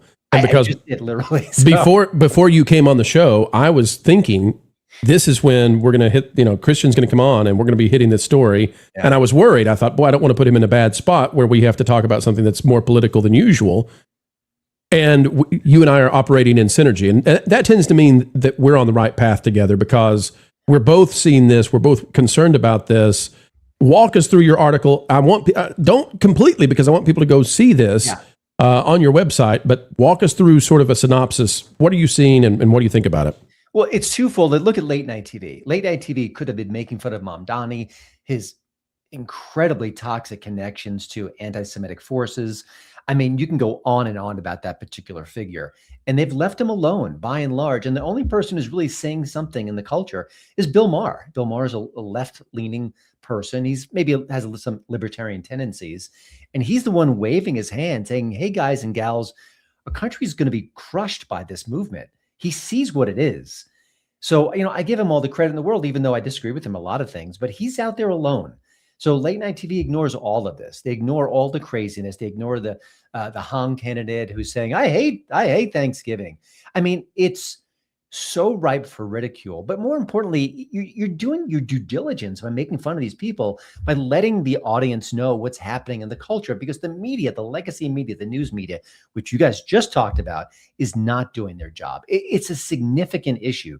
But it's more than that to me, because where are the films about this? Where are the documentaries that look at what's going on with socialism, with communism, with the repression of the state, with the lack of free speech? It's nowhere to be found. And yes, once in a while, you'll get a sort of a rebel group, a Daily Wire movie or something like that, or a Alpha News will do a documentary that talks about certain issues that aren't being explored.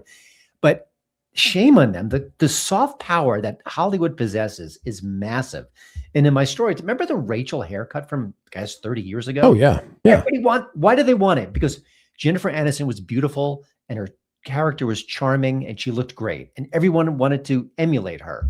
it's just a microscopic element of that soft cultural power.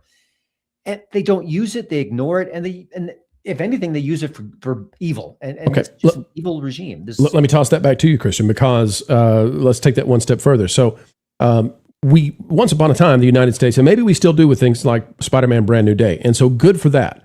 We used to export our culture, or at least the best parts of our culture, hopefully, to the rest of the world. And it was a westernizing factor, which may have been part and parcel of disseminating democracy all over the world. So excellent, right? Because people were watching movies and see what America looked like. They compared it to their own countries. And so you had this lift up. All right. So the problem here is because we went in this woke era, which is the breeding ground for socialism / communism. And again, I don't see much of a difference between the two as they're currently constituted. So because we went in the woke era, we decimated meritocracy. We decimated these studios being successful. And this, by the way, is not limited to just the theatrical releases, but it's also gone into streaming and the gaming industry. Well, Christian, what we just saw happen in gaming, which is 14 times the size of movies in terms of economic impact, we just saw Electronic Arts. They went full woke. Electronic Arts, they got in such a bad spot now. They were just purchased yesterday by the Saudis. So our ability to export our culture, which we hope is a good culture that's worthy of being disseminated around the world, that's being stripped away by this because suddenly the rest of the world is having to rescue our crazy companies that went down this path. Yeah, it's a story with so many tentacles. And I was just thinking as I was writing that story, I didn't put it in there, but remember the movie The Pursuit of Happiness with Will Smith? Sure. It was about a man who was struggling, who was at the end of his rope, who had a young son, but he never gave up on capitalism. He never gave up on, I can work hard enough and make myself a success to raise my son and to kind of just become a better human being. It's exactly what he did. It's the American dream. That's probably maybe 20 years old now. When were the more recent stories, films, TV shows that had that kind of messaging in it?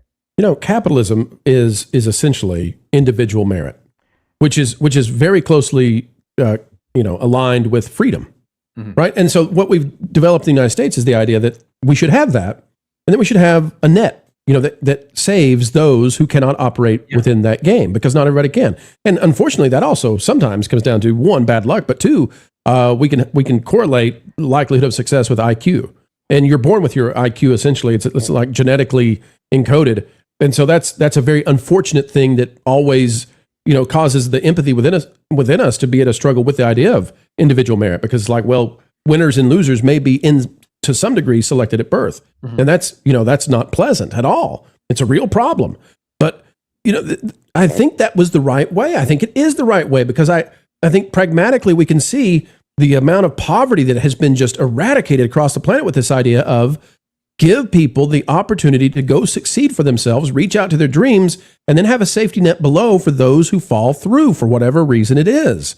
I think that there are charities and churches and those sorts of things that can be a significant part of the safety net, because we've found out the government can sometimes weaponize the safety net. But Culture, you were wanting to weigh in on that. Yeah, because your sympathies, while accurate and good and wholesome and everything else, you've secured your position on the next show, Culture. Continue. All I have to say is, but then you have the realism of the real world we live in, where we're importing the third world and all of the situations that come along with it, and they exploit the quote unquote safety net that we're out there, trying to give our own people, and that's the problem. Is they don't draw distinctions between the people that come in here legally, illegally, however, and the people that are tax-paying Americans that have been here for generations that are the people contributing to that safety net. I'm not responsible for the rest of the world. I'm responsible for my corner of it. And I can't have, I'm going to use the term, the level of empathy that is self-deleting, that is brought in by these bleeding hearts. I'm sick and tired of it. Well, okay, so but hold on, Culture. I don't mean to interrupt you. I talked a lot. Christian talked, and I don't mean to cut you off as you get in, but I just want to say, I don't think that the people who are wanting to flood the country with immigrants, I don't think that's born for the most part out of empathy or kindness. I think that's a strategic move to attempt to change the voting, and I think it was successful in New York. I think that worked in New York. Sure, but you also have, again, coming to you, Steve. without any of the safeguards in place that we're trying to get in place. And we have political leaders that are supposed to be working with us, working against us in those efforts to secure elections in a way that makes it so that there can be no question. What I would like to have return to elections is that there's no doubt about who was voted for. I don't want to have lingering questions, half a decade later about, the outcome of a given election. And I don't think anybody else does either. And to speak very quickly to Christian's piece, I have to ask him a question. So McCarthy was right? Whoa. Mr. Bomb Thrower, eh? Goodness gracious. He had some good points. I think there was a zealous approach to what Senator McCarthy said. By the way, one last little quick thing. I take up too much time in this segment, but think about all the anti-rich, hate the rich movies we've seen over the last few years alone. From the rich. The Menu and Triangle of Sadness and Mickey 17. And I'm sure I'm leaving out a bunch of them. So in addition to them not telling these stories, they're bashing the rich, and they are the rich. And this industry made them rich, and I have no problem with that. Oh my God. Yeah, and that speaks to, and Steve, we're coming to you. That speaks to what we're watching in New York, where these people put Mamdani in, and then they're shocked that he docks them. Like they're shocked that he's actually a real communist. Yeah. They're like, well, we were just, this was like supposed to be Plato communism, where we kind of mold it, move it, make it what we want it to be for our own benefit. You're actually doing it. What are you doing, man? Stop that. So they're living by their rules and they don't like it. Steve, how's it up there in Canada right now? Are you free to give us your opinion? Are the Mounties outside the door? I have to choose my words wisely. All right, cover your mouth, Steve. They can't hear you. Get the aluminum foil. It's come to the point where all of the fears that those who oppose this stuff down in the States have, it's all becoming actuality. And in some ways, we've actually surpassed Europe. In other ways, we're just kind of lagging behind. Now, we're in a kind of a weird place because our PMO, which is the Prime Minister's office, is more about cronyism than communism. However, the entire base that supports them is communist heavily. And what you see is through everything that's going on is all of the propaganda that's cropping up because everybody relies on the government right now. So between what we would call baby bonus up here, so like every month the government will give you cash depending on the level of income you have to help raise your kids. And does that wouldn't happen to come in with any I don't know, requirements from the government? You have to report your taxes and all that kind of stuff. Okay, they don't give you any sort of I don't know, ways of raising your child? No. Okay. No. So this is purely associated with income levels because basically they've trashed our company or our country so bad. So it pays to be poor in Canada. It actually does. Does that have an effect on maybe unwed mothers, perhaps, Steve? Oh, you'd wonder. Okay, just checking. But what you see is the levels of propaganda that filter through because the moment you're a person that comes in and you start to question this stuff, you're seen as the bad guy. If you question what the media is trying to push forward, whether it's movies, because if you see the CBC up here, the Canadian Broadcasting Corporation, they've fully endorsed all of this stuff, right? Like there's not a show that you could qualify as how would be a word to word this? How would be a word to word another line? Does that make sense?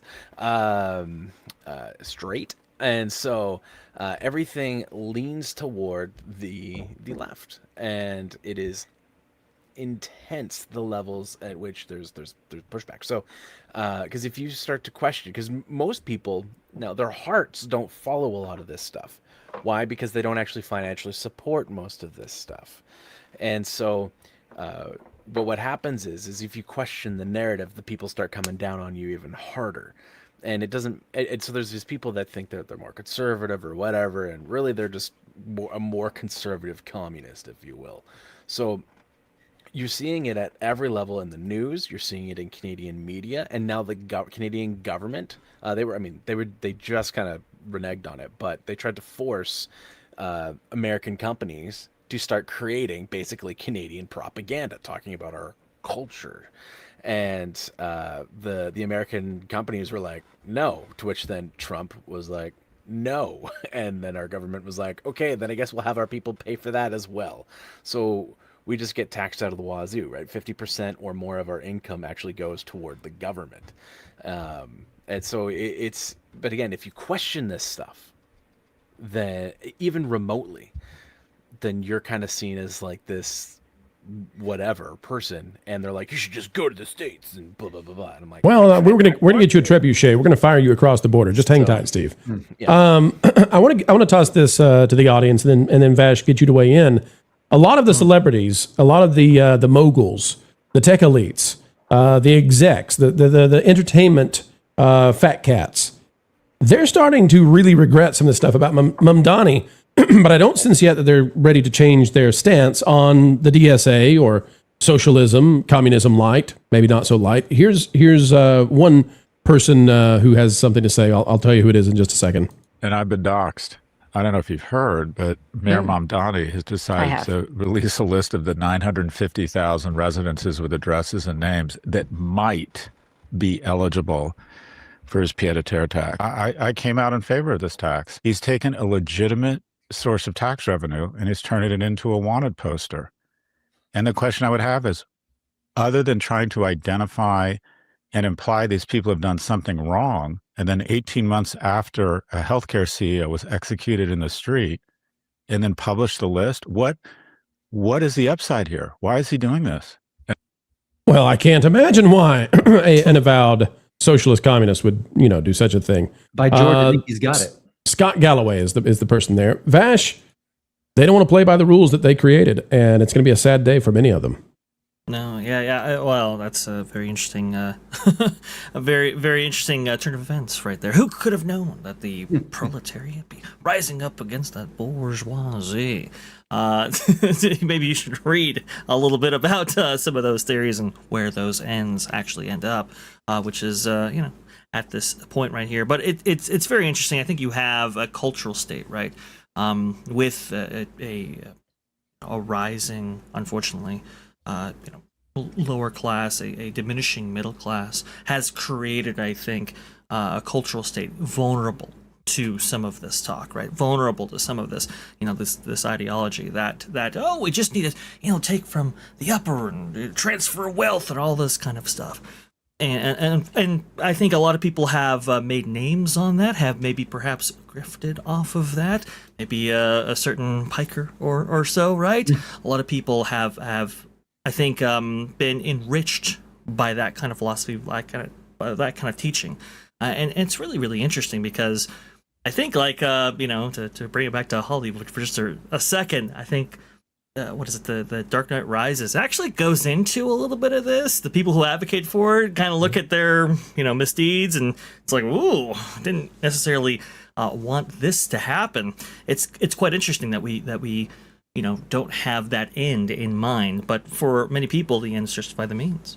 Well, looking back at history, Vash, who are the first people up against the wall when the bad guys win?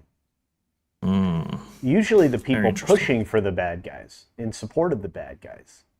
Yeah, French Revolution. I'm with you on that. Because they have to get rid of their mouthpieces in order to do what they really want to do. Yeah. So, because they can't have the mouthpieces go against them. Which is why, we pointed out in an earlier segment why Stephen A. Smith coming out against the former narrative around what happened, back in 2020, 2021, him coming out against that narrative is really, really bad for the establishment and their moves towards silencing the majority of the country. So, I want to go to Christian for the final word on this. Christian, I don't know if you've seen this video that's out there. Zohran Mamdani, have you seen this yet? Where he's speaking at a mosque? No. Is this new? It's new. We played it yesterday, and I'm going to play it again briefly because I think this is so important that people need to see this. We've checked into it. Translations do seem to be absolutely correct. We've done our due diligence on this. And you're going to see that as he's speaking, there's a gentleman over here in a navy blue jacket. There's a brown jacket, two white headpieces here, and that's going to give us the indication that this is consistent throughout, because he's going to leave the podium, and then some people are going to say, what happens after he leaves the podium? Well, there's a cut, and so he's not actually, this is not the same meeting. pay attention to where these people are located, and it does seem to be the case. Folks, this is Mamdani speaking. We're, a month away from 9/11. He's speaking in a mosque, and I just want you to see what happens here. And then, Christian, I'll get your thoughts on, the Hollywood that put this guy essentially in charge. Without Hollywood, I don't think this guy gets the win. Last Ramadan, I was with many of you here at the procession on the martyrdom anniversary of Imam Ali, alayhi salam. It is a privilege to be here with you once again. I stand before you as the first Muslim mayor in our city's history, and this year as the first Jummah that I have attended in that new position. And to do so together, it is a reminder that in this month of Ramadan, as we find moments of reflection, of recommitment, moments of community, that we always do so together. And it is together that I am thankful to be here today, and I'm thankful to have the opportunity to lead our city. Assalamu alaikum. You work not just for Muslims, you work for all of humanity and all of the residents of New York City. So we thank you very much for this, and we pray daily for your success in this journey, inshallah. Thank you. All right, now we see here, as I told you to remember, the gentleman with the blue, navy, brown, two white pieces. You can also check, the light blue, all this to see if these people were there in the prior segment, and we'll see that for the most part they are. If we go now to after Mamdani leaves the podium, the lyrics of this chant, just pay attention to this, folks. والمستشهدين بين يديك في جملة أوليائك والفرج فيه للمؤمنين على يديك وقتل الكافرين. You can see on the screen, for those of you listening, it says the deletion of the infidels, that would be non-Muslims, by your sword. You can see the person here in the light blue, you can see the navy, you can see the brown, the white headdresses. We go back to the beginning where Mamdani is. You can see right here, we've got these people. And during his speech, at some point, the person in the light blue comes in.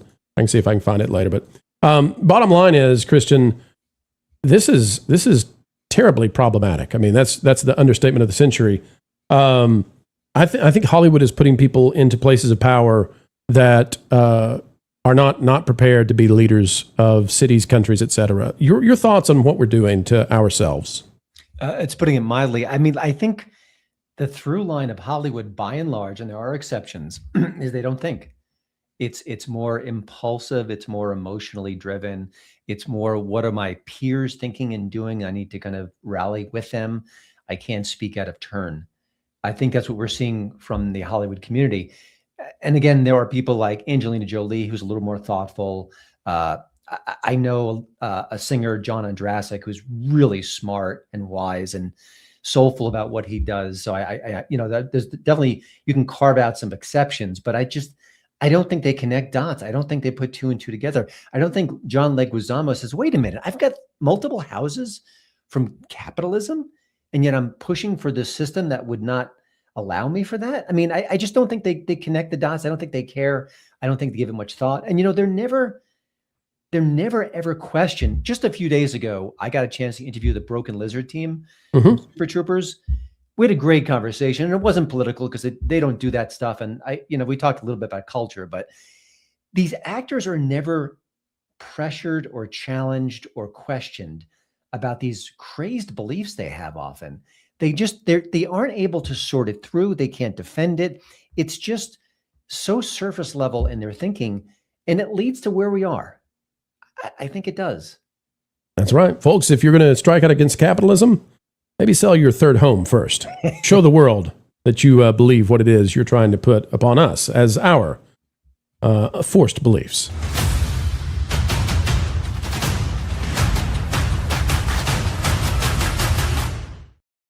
One more story to go on our journey, folks, but many super chats to be seen. Let's see what you have to say. And by the way, we are 6 away from the goal today. If we hit the 6, we're going to give away Patreon memberships. That would be just wonderful. Sean Tower for 10. Looking at my young family members, they want to burn it all down. I cannot blame them.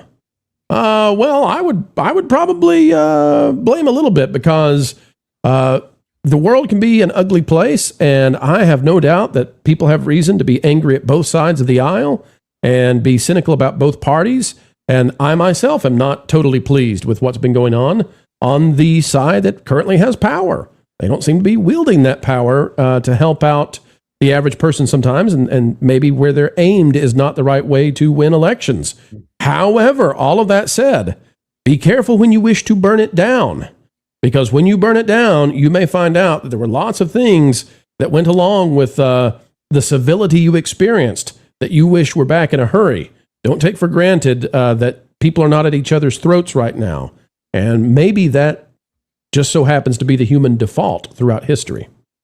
One magical spark for 199. Power to the Niners in bed with the Democrat Socialists of America, hoping that their money isn't redistributed. Get your syllables right, pro. Stumbled on it twice. We've got Tanil the 10th, member for 17 months. Vote Voldemort for Congress. Honestly, we'd have to think about this. Voldemort might be better than some of these. Sean Tower for 10 again. I truly wish conservatives had taken the time and money to fight back culturally in movies and songs and internet with the left's insanity. Yeah. Well, it seems like Elon Musk did. Hang tight. We'll see where this goes. I don't want to go too far into it. I know we're in the super chats, but that is a really great point. We have ourselves only to blame due to ignoring culture. Go ahead, guys. Yeah, don't ignore me. No, I'm going to say that Bonta actually is partially to blame right now for, not allowing the peaceful transfer of Warner Brothers Discovery to Paramount Skydance. Because honestly, a return to the center is culture. Unfortunately, you're roboting because of the Vegas connection, but we did get the majority of that. Did you guys get the roboting, or was that just me? I got it clear. Oh. Perfect. That was me on the robot. My apologies, culture. Must have had a flicker over here. Christian, I'm interested in your take on this because you say it's a great point, and I agree. I think there have been major mistakes made from conservatives and centrists, by the way, when it comes to making movies. But I also take note of the fact that the middle and the right had their own social media platform that they created highly successfully in Parler, if we go way back in time. And that was nuked from orbit by, at the time, left-leaning corporations. And it took somebody like Elon Musk to actually be able to finance free speech online. It's a great point. That was a very tragic cultural event. I remember that specifically. Elon has done a great job in this arena. He's got his flaws for sure. Sure. The bigger problem that I track over the last 20 plus years is there are conservatives out there who want to tell stories and they can't get money. Nick Searcy is a great actor. He's done a good job directing some projects. He's got his hat in hand and he can't raise a nickel toward the projects he wants to do. Yep. Does that mean that those projects are amazing? No, not necessarily, but you got to start somewhere. And he's a pretty talented guy and he's not alone. This is a chronic problem. And then when you get a movie that's actually right of center or has some really compelling themes like Richard Jewell, which was around 2016, we collectively ignored it and it flopped. So we don't support projects that we should. So a lot of this is on us. Christian, have you been paying attention to Josh Dawes, the genius who was fired by Disney in one of the rounds of layoffs this year? I interviewed him recently for my site. I want somebody to come in and support him. And I'm willing to, I haven't reached out to him yet to let him know this, but I'm willing to partner up in whatever we can to throw our support. Yeah. He's supposed to be releasing a new adventure, I guess, episode 4 of Mary Sue. And I think he's doing a phenomenal job. I want a movie. And I think it's within our abilities right now to make a full-blown movie. If he's putting out 2 to 3 minutes per week of new episodes, we can make a movie. I don't know what the cost is going to be, but conservatives and centrists should see this and say, wait a minute, this is the kind of thing that we can throw support behind and shock the world, in a number of months, and maybe even go for a full-blown theatrical release. Let me play just a brief part of this for those who have not seen it. I think it's so important. And remember that he's bringing out a new episode today. Folks, we got about 1,000 of you joining us right now, watching across the TikToks, the Instagrammies, GeoCities, X, and YouTube. And wherever you are, and I hope it's on MySpace, because you're in my top 5, no doubt. Folks, wherever you are, get over here and support Josh Dawes and what he's doing. Because, yes, those in the middle and on the right need to be putting their efforts and their money behind people who can affect the culture. Here's episode 3 of Mary Sue.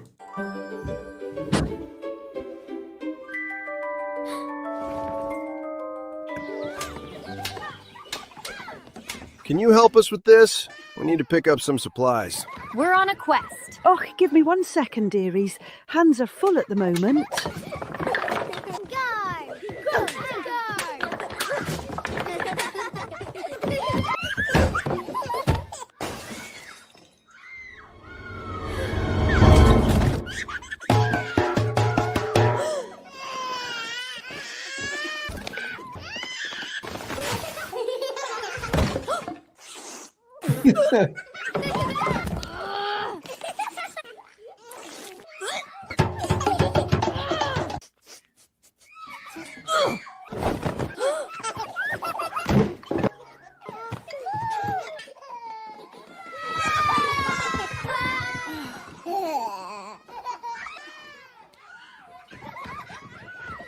Can you imagine a more miserable existence?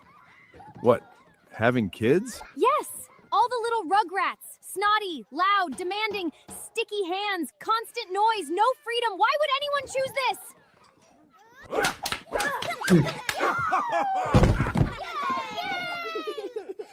Here, dearie. Watch Angus while I gather your supplies.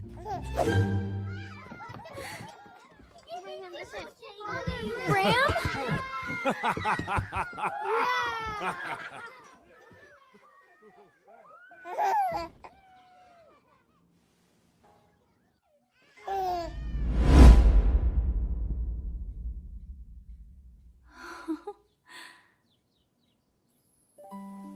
Hi.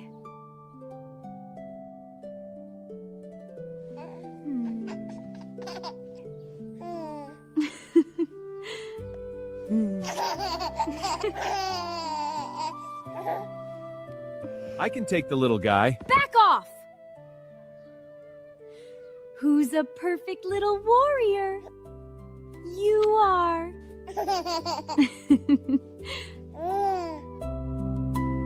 There you go, folks. We just play it because I want people to see there are folks out there who get it. They can do it. They've been fired by Disney. They just need support. And I hope that we can rustle up what's needed for Josh Dawes to make a full-blown movie. He is the guy, I think, that needs to be in the lead on this. Amazing stuff. So, wanted to take the time to do that. It's a long time to take out of a show to stop and do that in a super chat, but we got to say, we've got the geniuses. Let's give them the power. Chef Eddie for 5, we need to get Steve some survivalist shoes from the 70s with all the tall heels with the goldfish inside, so he will never be without food. Do you sprinkle the little flakes in the shoe? Is that how that works, Steve? Or are those shoes on a time limit? Yeah. One day we'll hear from you. Yeah. I would love for him to talk about platform shoes with goldfish. Yeah. One day when his mic works. We've got Darren Marler, WD for 50. Had my Weird Darkness channel hacked. Oh no! Whoa. So I had to start anew. But dagnabbit, I refuse to stay away from YouTube because I need my pro, That Park Place Culture Casino, Valiant Renegade, and the whole gang. In fact, I'll add some more. Vash Sky, Floral from Under Rock, and of course, the wonderful Christian Toto, Hollywood and Toto himself. Yes, indeed. And we'll click on the button and play the clip. Weird Darkness. I'm going to remember that Darren Marler is now Weird Darkness because the WD.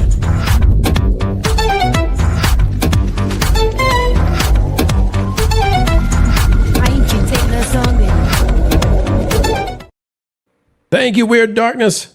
Glad to have you back. Frederick Wilton's bro for 5. Hey, I hope packing didn't pay Steve those funds to end my bruh. If so, I'll mail you a backup. Please tell me there's not a backup of Wilton, please. There might be custom-made plushes that are on their way. Sufficient. We've got Frederick Wilton's bro for 2. Your goal ended. Didn't count my 5. Oh no! Did it end? And that's why we didn't get the win? Folks, we'll check the number in just a minute and see if we're giving away those Patreons. Detail Devil for $4.99. 12er Mamdani, stay through to 2026 service. End Times Prayer calls... you know what? I'm going to stop in case I get myself in trouble reading this and not knowing what I'm saying. So I'll just be careful and say, Detail Devil, it's on the screen, and folks can figure out what you mean. But yeah, hopefully we're not bringing on any kind of apocalypse and any kind of religious belief. I'm not up for an apocalypse at the moment. That sounds like a bad time. All right, Steve, your mic is working now, eh? Yeah. Okay, well, that's great because we've got... It was working before. It was just muted. I was trying to be diligent, because I got children. And Bang, bang. What? We just watched that. Everybody loves kids. If they hear kids, they're happy for you. They have snot coming down. Yeah, but then, which actually, before it was ketchup. But the thing is, like, if there's other noises, then Jonas gets mad on the back end. And oh, yeah. Well, Jonas is not here to bully you. Mean old Jonas is not here. All right, folks. Sucks anyways. We got a easier topic to finish this show on today. Talking about the jabs and the rise of communism. Boy, heavy stuff. Well, what if we end on the end of James Cameron? Because he says he's getting ready for retirement. And it turns out something big might be missing from his plans.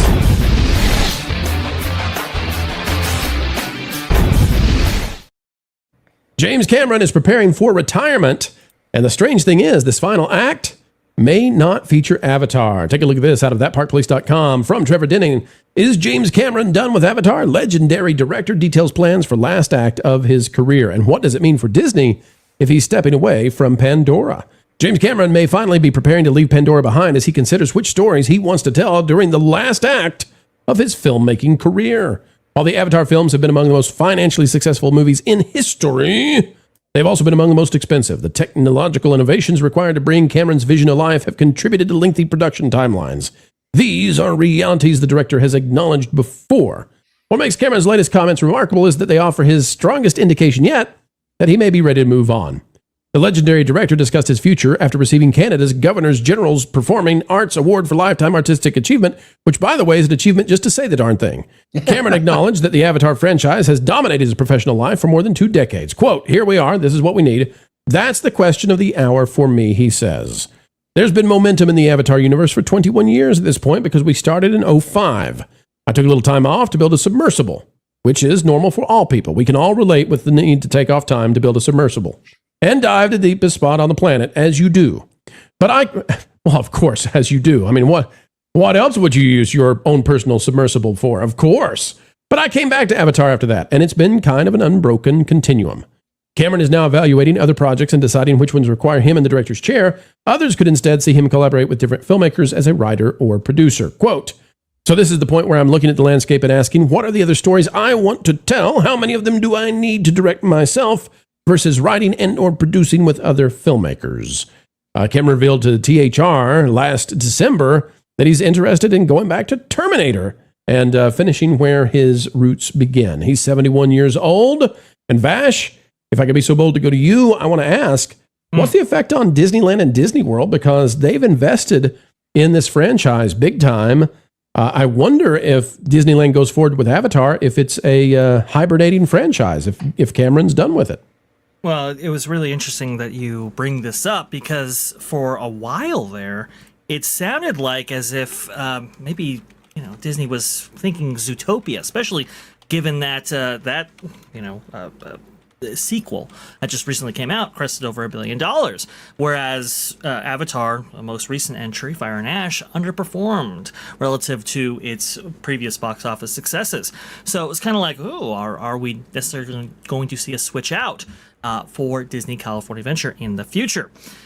Now, the company has reiterated actually yesterday on the Q3 fiscal year 2026 earnings call via a slide that they are going forward with Avatar for Disney California Adventure, which I suppose is fine. But now that James Cameron, he's maybe saying goodbye to Hollywood, I do think it is a good question to go into maybe what is the future for this franchise. Do we dedicate, big amounts like $1 billion? I do believe the Avatar version that we actually received at Disney's Animal Kingdom was, I think, 1.2 the last time I checked out that specific figure. If we're going to invest in terms of billions of dollars to continue this franchise both on screen and in the parks, how sustainable is that without its lead creator actually being a contributing factor to these investments? I do think that kind of shakes up the paradigm. And you'll remember it was Bob Iger's plan to bring Avatar to Disney California Adventure, not necessarily Josh D'Amaro. So new leadership also brings in maybe a new examination of this. Yeah, Christian, when we look at Avatar, Cameron's he's been all over the entire thing, all three of these. It's his baby. Everything he wants happens. If he doesn't like it, it's cut. It's kind of a George Lucas style approach to this after George had the prequels, right? So once the prequels happen, everything George wants, George gets. And so James Cameron has that unusual position with these films. Do you think that he can hand this off to somebody? Do you think there's any interest in handing this off? The last film, I think, underperformed significantly what they were hoping for, and I just don't know that there's a hunger for this franchise to continue, at least theatrically. I would pity the director who gets handed the assignment, because that Cameron, assuming he'd be a producer, maybe even a co-writer, would be kind of pressing upon him or her to get it right, get it the way he wanted to tell it. That'd be a really arduous task. I think the bigger issue is, part of me feels like he's squandered 2 decades of his life. And he's a really talented artist, a genius in a way. These films made all the money and had no real cultural impact. That's a big deal. I wonder how he's been pushing the technology to extraordinary levels. Has that changed filmmaking? Are there other films that are now being made that wouldn't be possible based on what Avatar did from a production point of view? I don't know the answer to that. I'm just kind of curious about it. But I watched the last film. I don't remember anything about the last 2 movies. And it did have a quasi ending. There was a sense of it wrapping up to a degree. So I think he'd be able to kind of step away with some grace. But for all his flaws as a storyteller, and script writing is not his forte, he's still really talented. And I just want to see him do other stuff, almost anything. And when I say almost anything, I mean not Terminator stuff, because he's done that. He's done it very well. The franchise is dead as a doornail. There's literally no reason to revive it. And that just seems like a really terrible way to kind of say, hey, I stopped doing Avatar, but I'm going back to Terminator. I don't know. If you go back to Terminator, you have to have Schwarzenegger. And I don't know. Lord have mercy, man. We're at an age now where surely you just, unless you're going to AI, maybe you're going to AI a young Arnold. For what end? He's already done it so well. What stories are so fresh and exciting? Right. What can you gain out of it? I don't have to tell. I don't get it. He's such a smart guy. He's such an innovator. I don't want to take away his skills, but wouldn't you want to tell fresh stories at this point? The Terminator series has limped along. The last 2 or 3 have just been duds. Yes. And there's no one. Why would Skynet's here anyway, right? So what do we? Wait. Like 5 different Skynets, maybe. Who knows? There is a real thing about as you get older, like your creative prowess does kind of. Are you speaking from slow down? Are you speaking from experience there, Steve? Are you? Oh, probably. No, okay. But Wait it's a minute. true. Like I like dealing with so many seniors over the years because of my job. Folks, he doesn't work in a nursing home. He's a pastor. Okay, we just want to don't want to leave that hanging. Depending on the day. He's been in a lot of nursing homes as part of his job, but it's not his job still. but it's true though. You lose that capacity. So you have wisdom and you have insight, but you don't have that vigor and zeal that you once had. And so what I wish Cameron would have done was come along someone that could have accomplished something amazing. Because what if 2005 James Cameron actually was the one who took J.J. Abrams under his wing, right, and guided him. And we would have more lens flares. You would have, but I wonder what could have happened, right? Or maybe just someone else, right? But actually started empowering. And part of the issue that we're seeing with Hollywood is nothing new in that everything that you're seeing is just old and recycled. You're not seeing that old actually empowering the young. So Disney, when they brought out The Force Awakens, they had a good idea. It's just that instead of using the old to empower the young, they undercut the old to prop up the young. And that is a cultural problem that we have overall. We don't value that which is wise and older, and we try to elevate the new and the fresh. And so instead of building upon legacy, we undercut it in order to try to create a new one. They indoctrinated the young. I'm sorry. I mean, that's why we ended up with J.J. Abrams becoming, what he became. He came out of the Spielberg 60s ideology, which is why we ended up with all the woke, controversial crap. Wait a minute. I like Jaws. You don't like Jaws? No, but I'm talking about as Spielberg aged, he wanted to take guns out of E.T. and actually made that happen, amongst many other things that he did along the way. These people all evolved out of the 60s. Again, we're supposed to get a reinvention of Hollywood every 20 years, and it stopped. Once we got through Lucas and Spielberg in that era, nobody evolved after that. And in a lot of ways, Steve's right. We didn't end up with any new people with any new ideas. They were suppressed in favor of these old, aging dinosaurs that couldn't think beyond what, they really wished had happened, along with Jane Fonda, after the Vietnam War. You have a completely, for lack of a better way to use the word, a retarded, using it properly, way of looking at things. You love to make sure you use the. It's the correct word. It's just it didn't advance beyond the where it was supposed to be, and because we suppressed so many other creatives along the way in favor of people that would continually feed out the cheese whiz, this is where we ended up. Same reason that the music industry is dying. It's the same reason that it was circumvented or subverted by an entirely different form of music for a period of time. That's why we're getting a resurgence of country. You've got a bunch of new country artists right now, but it's just like we stopped evolving culturally, and as you pointed out towards in another segment towards the beginning of what we were working on earlier, we haven't been the cultural juggernaut that we became. Think about the fact that Levi's jeans became the predominant body wear for most of the world, at a period of time in the late 80s, early 90s. We conquered communism in the Soviet Union because we exported our culture in such a massive way. Everybody wanted to be us. And now we have people actively subverting that idea and trying to sabotage us. So we're in a very different place. The dichotomy is visible on every scale. So I like I said, Avatar, I don't care anything about. It is Fern Gully. It is every other film done less well that came before it about protecting the planet. Might as well have made a Captain Planet live action for all I know. But it's just as much as the filmmaking was innovative, nothing about the storytelling was. In fact, there were a lot of holes in the first movie that I found upon viewing it a few times.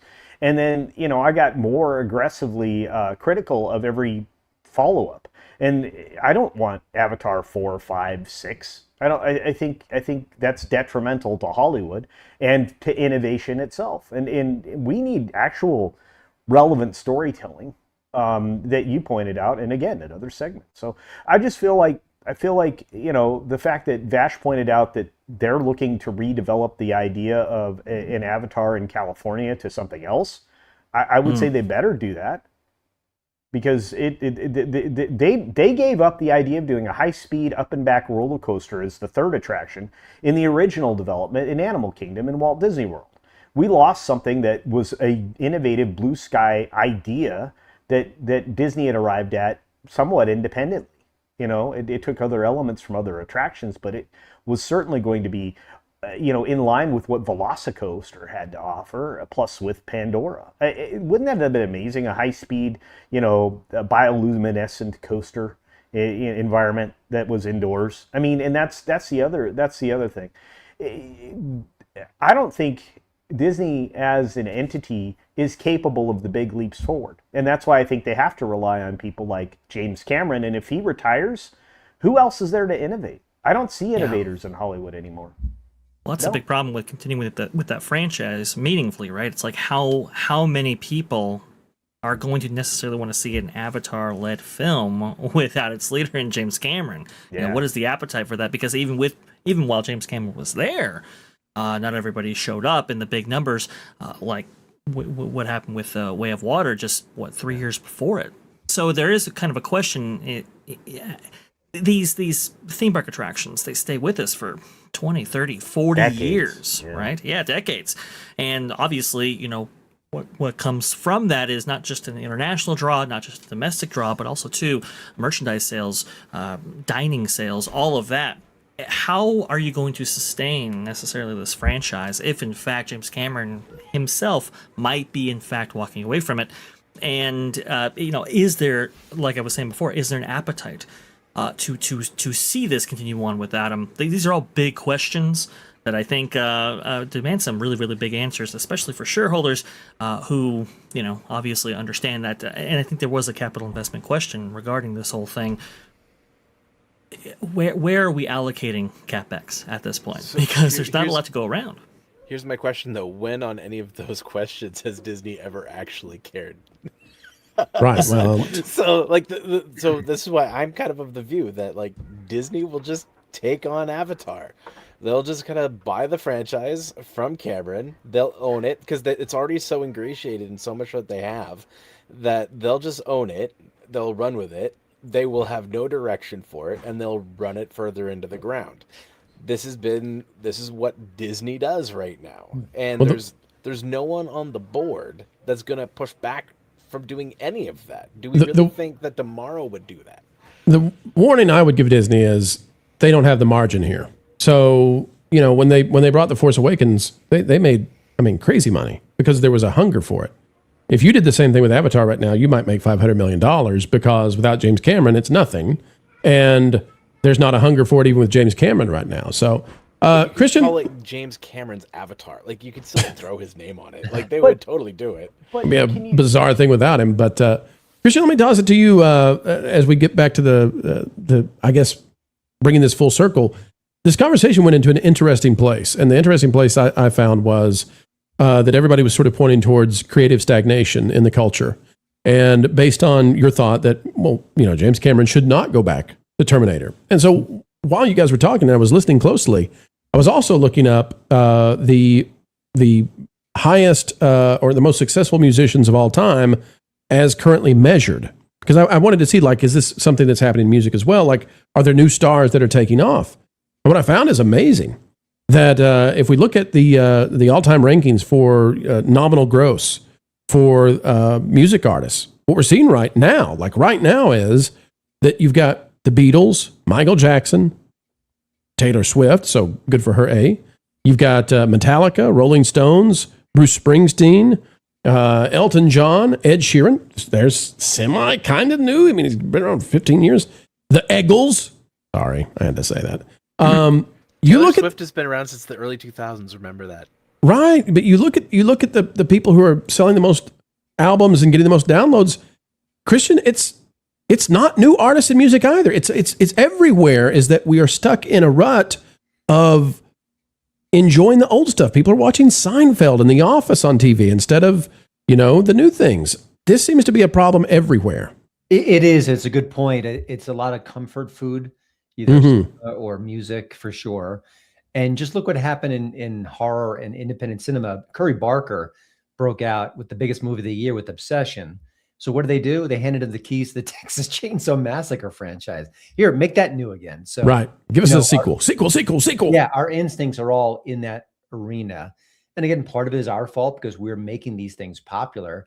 And I don't know whether it's we're so stressed out we need the familiar, whether the woke hangover is still here and there's not enough great new stuff. I don't quite know, but it's a significant issue culturally speaking, and maybe all the great stories have been told. I don't know. And listen, there are good reboots, and Bates Motel was a very solid TV show based on an existing property for sure. So there are exceptions where they actually create great works of art or good works of art out of old stuff. But yeah, that's our impulse. That's what Hollywood does. They want the safe and secure.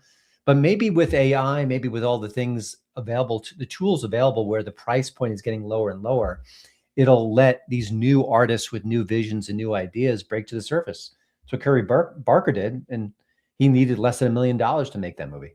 Yeah, I never would have thought that a James Cameron discussion about the end of his career would lead me to feeling like, hey, as soon as this thing's over, I'm going to go find a Pizza Hut that's decorated just like the 80s, and I'm going to go sit down and see if they've still got the salad bar.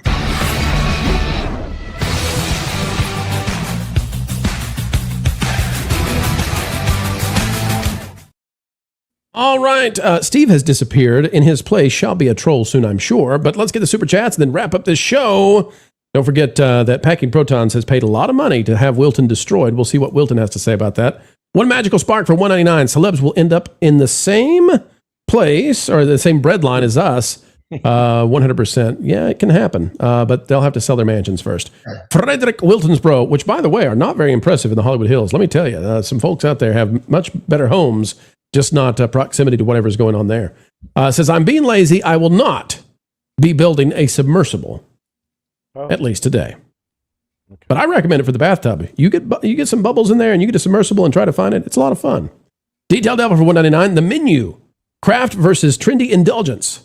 Many of the socialists are rich. They have the luxury of liking those sorts of things then, right?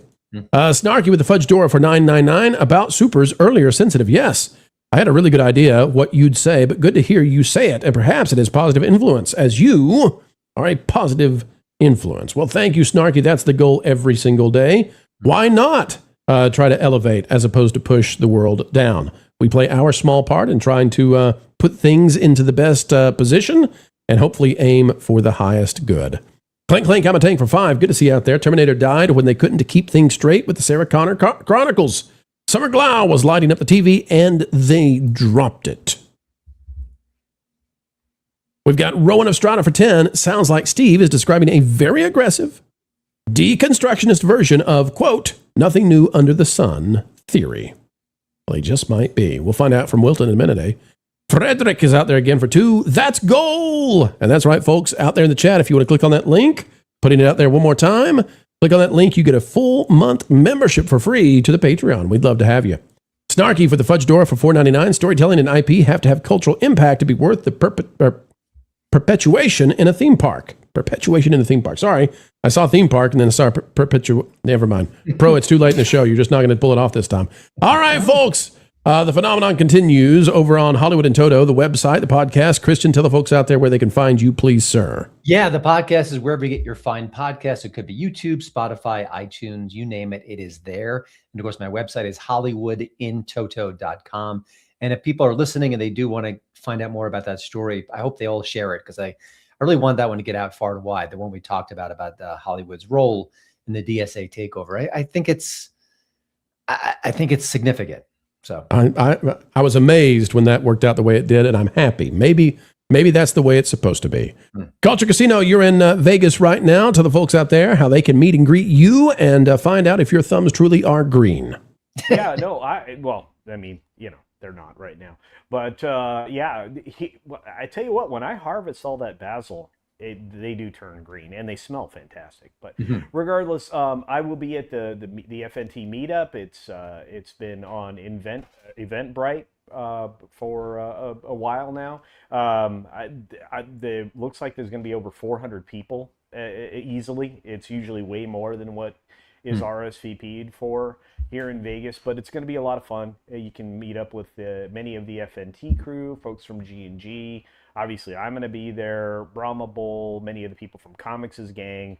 It's going to be a good time. I wish we had more of the folks from the pro shows, but I'm just going to be repping us for this time around, and also when I get out to D23 next weekend. So looking forward to that. So. I showed up at ICC-Con as a surprise, but it's not going to happen this time with Vegas. We just couldn't work out the schedule.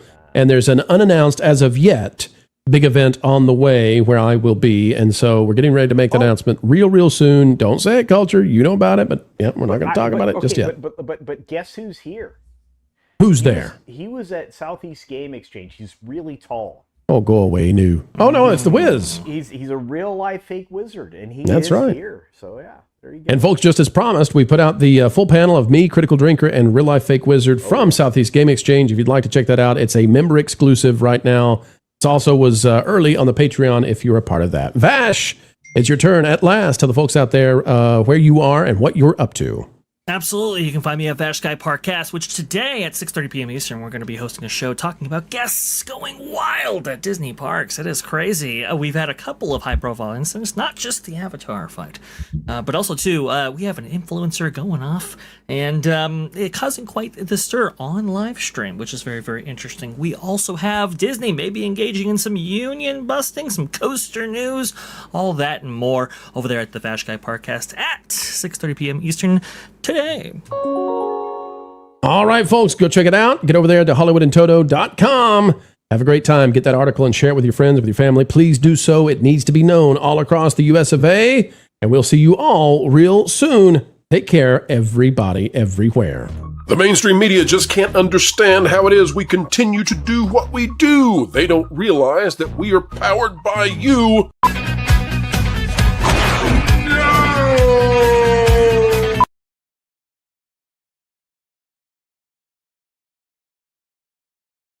You know, this would be so much better if he wasn't muted. The poor little troll. Well, that was awkward. I'm alive! I'm here. Hello to all my loving and adoring fans. They want to destroy you. What? Well, Yeah, it's a thing. So they're paying $1,000 to have your body terribly, awfully mauled. Just a heads up on why you're here. You'd like to address that. by a bear, I hope. Yeah, I'm good with it. What on earth? I don't understand. This is like distressing or great. I don't know. I feel like being torn limb from limb could be an opportunity to like reinvent myself. Being torn from limb could also, well, it could just be being torn limb from limb. So I've never tried it. Do you have is your tuft around? Well, yeah. No, the one that you pulled out and became a sentient being. Oh, that tuft. Is he around? Yeah, I could get him. We need to talk to him. Okay, you delay for like 30 seconds. Go ahead. Well, this got strange. And less funny than I was hoping for. Commander Cody, the time has come, homie. Execute Order 66. I'm still alive, motherfucker. Riding in the gunship, me and my squad. Thought we was day ones, now they coming in too hot. I deflected every blaster just to keep you in the mix. When did y'all start playing? Hit me with that 66. Got my 5-0 first boys with my day one shooters. I have had it with these motherfucking dancing clone troopers. After these messages, we'll be right back. All right, folks, we are joined by Wilton and his sentient tuft. Tuft, what we need to know is, before we disassemble with haste Wilton for $1,000, how does this work? Like, you escaped from his body and became a sentient, talking, semi-being. If we tear him limb to limb, do all the limbs become thems and suddenly, like, have minds of their own and are semi-coherent versions of Wilton? Tuft. That's insightful. Oh, God. Folks, that means, without a doubt, I'm just going to eat the haggis. We can't have this. If he's arms and legs and they're all, like, have eyeballs and googly things, I shudder to think of what it would be. There would just be more of me to go around. Oh, God, no. The mainstream media just can't understand how it is we continue to do what we do. They don't realize that we are powered by you, and you are... 1.21 gigawatts! 1.21 gigawatts!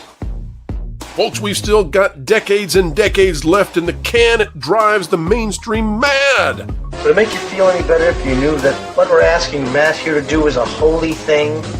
You see, we're on a mission from God. We're on a mission from God. Now you're gonna put me right back in the joint. They're not gonna catch us. We're on a mission from God. So, folks, as we always say as we end each and every show here, and we mean it, keep learning, keep growing, and as always, keep having fun.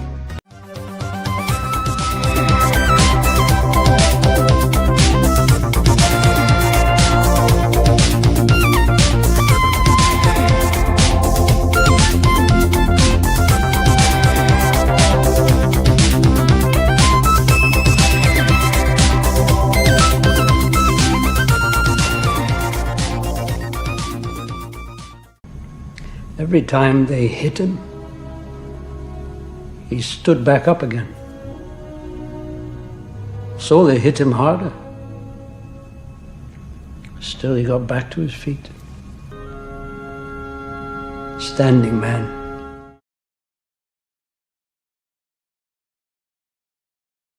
And wouldn't you know it, we have one left that managed to make it through. One magical spark for $1.99. The Acolyte Season 3 on Pandora. Oh God, please no.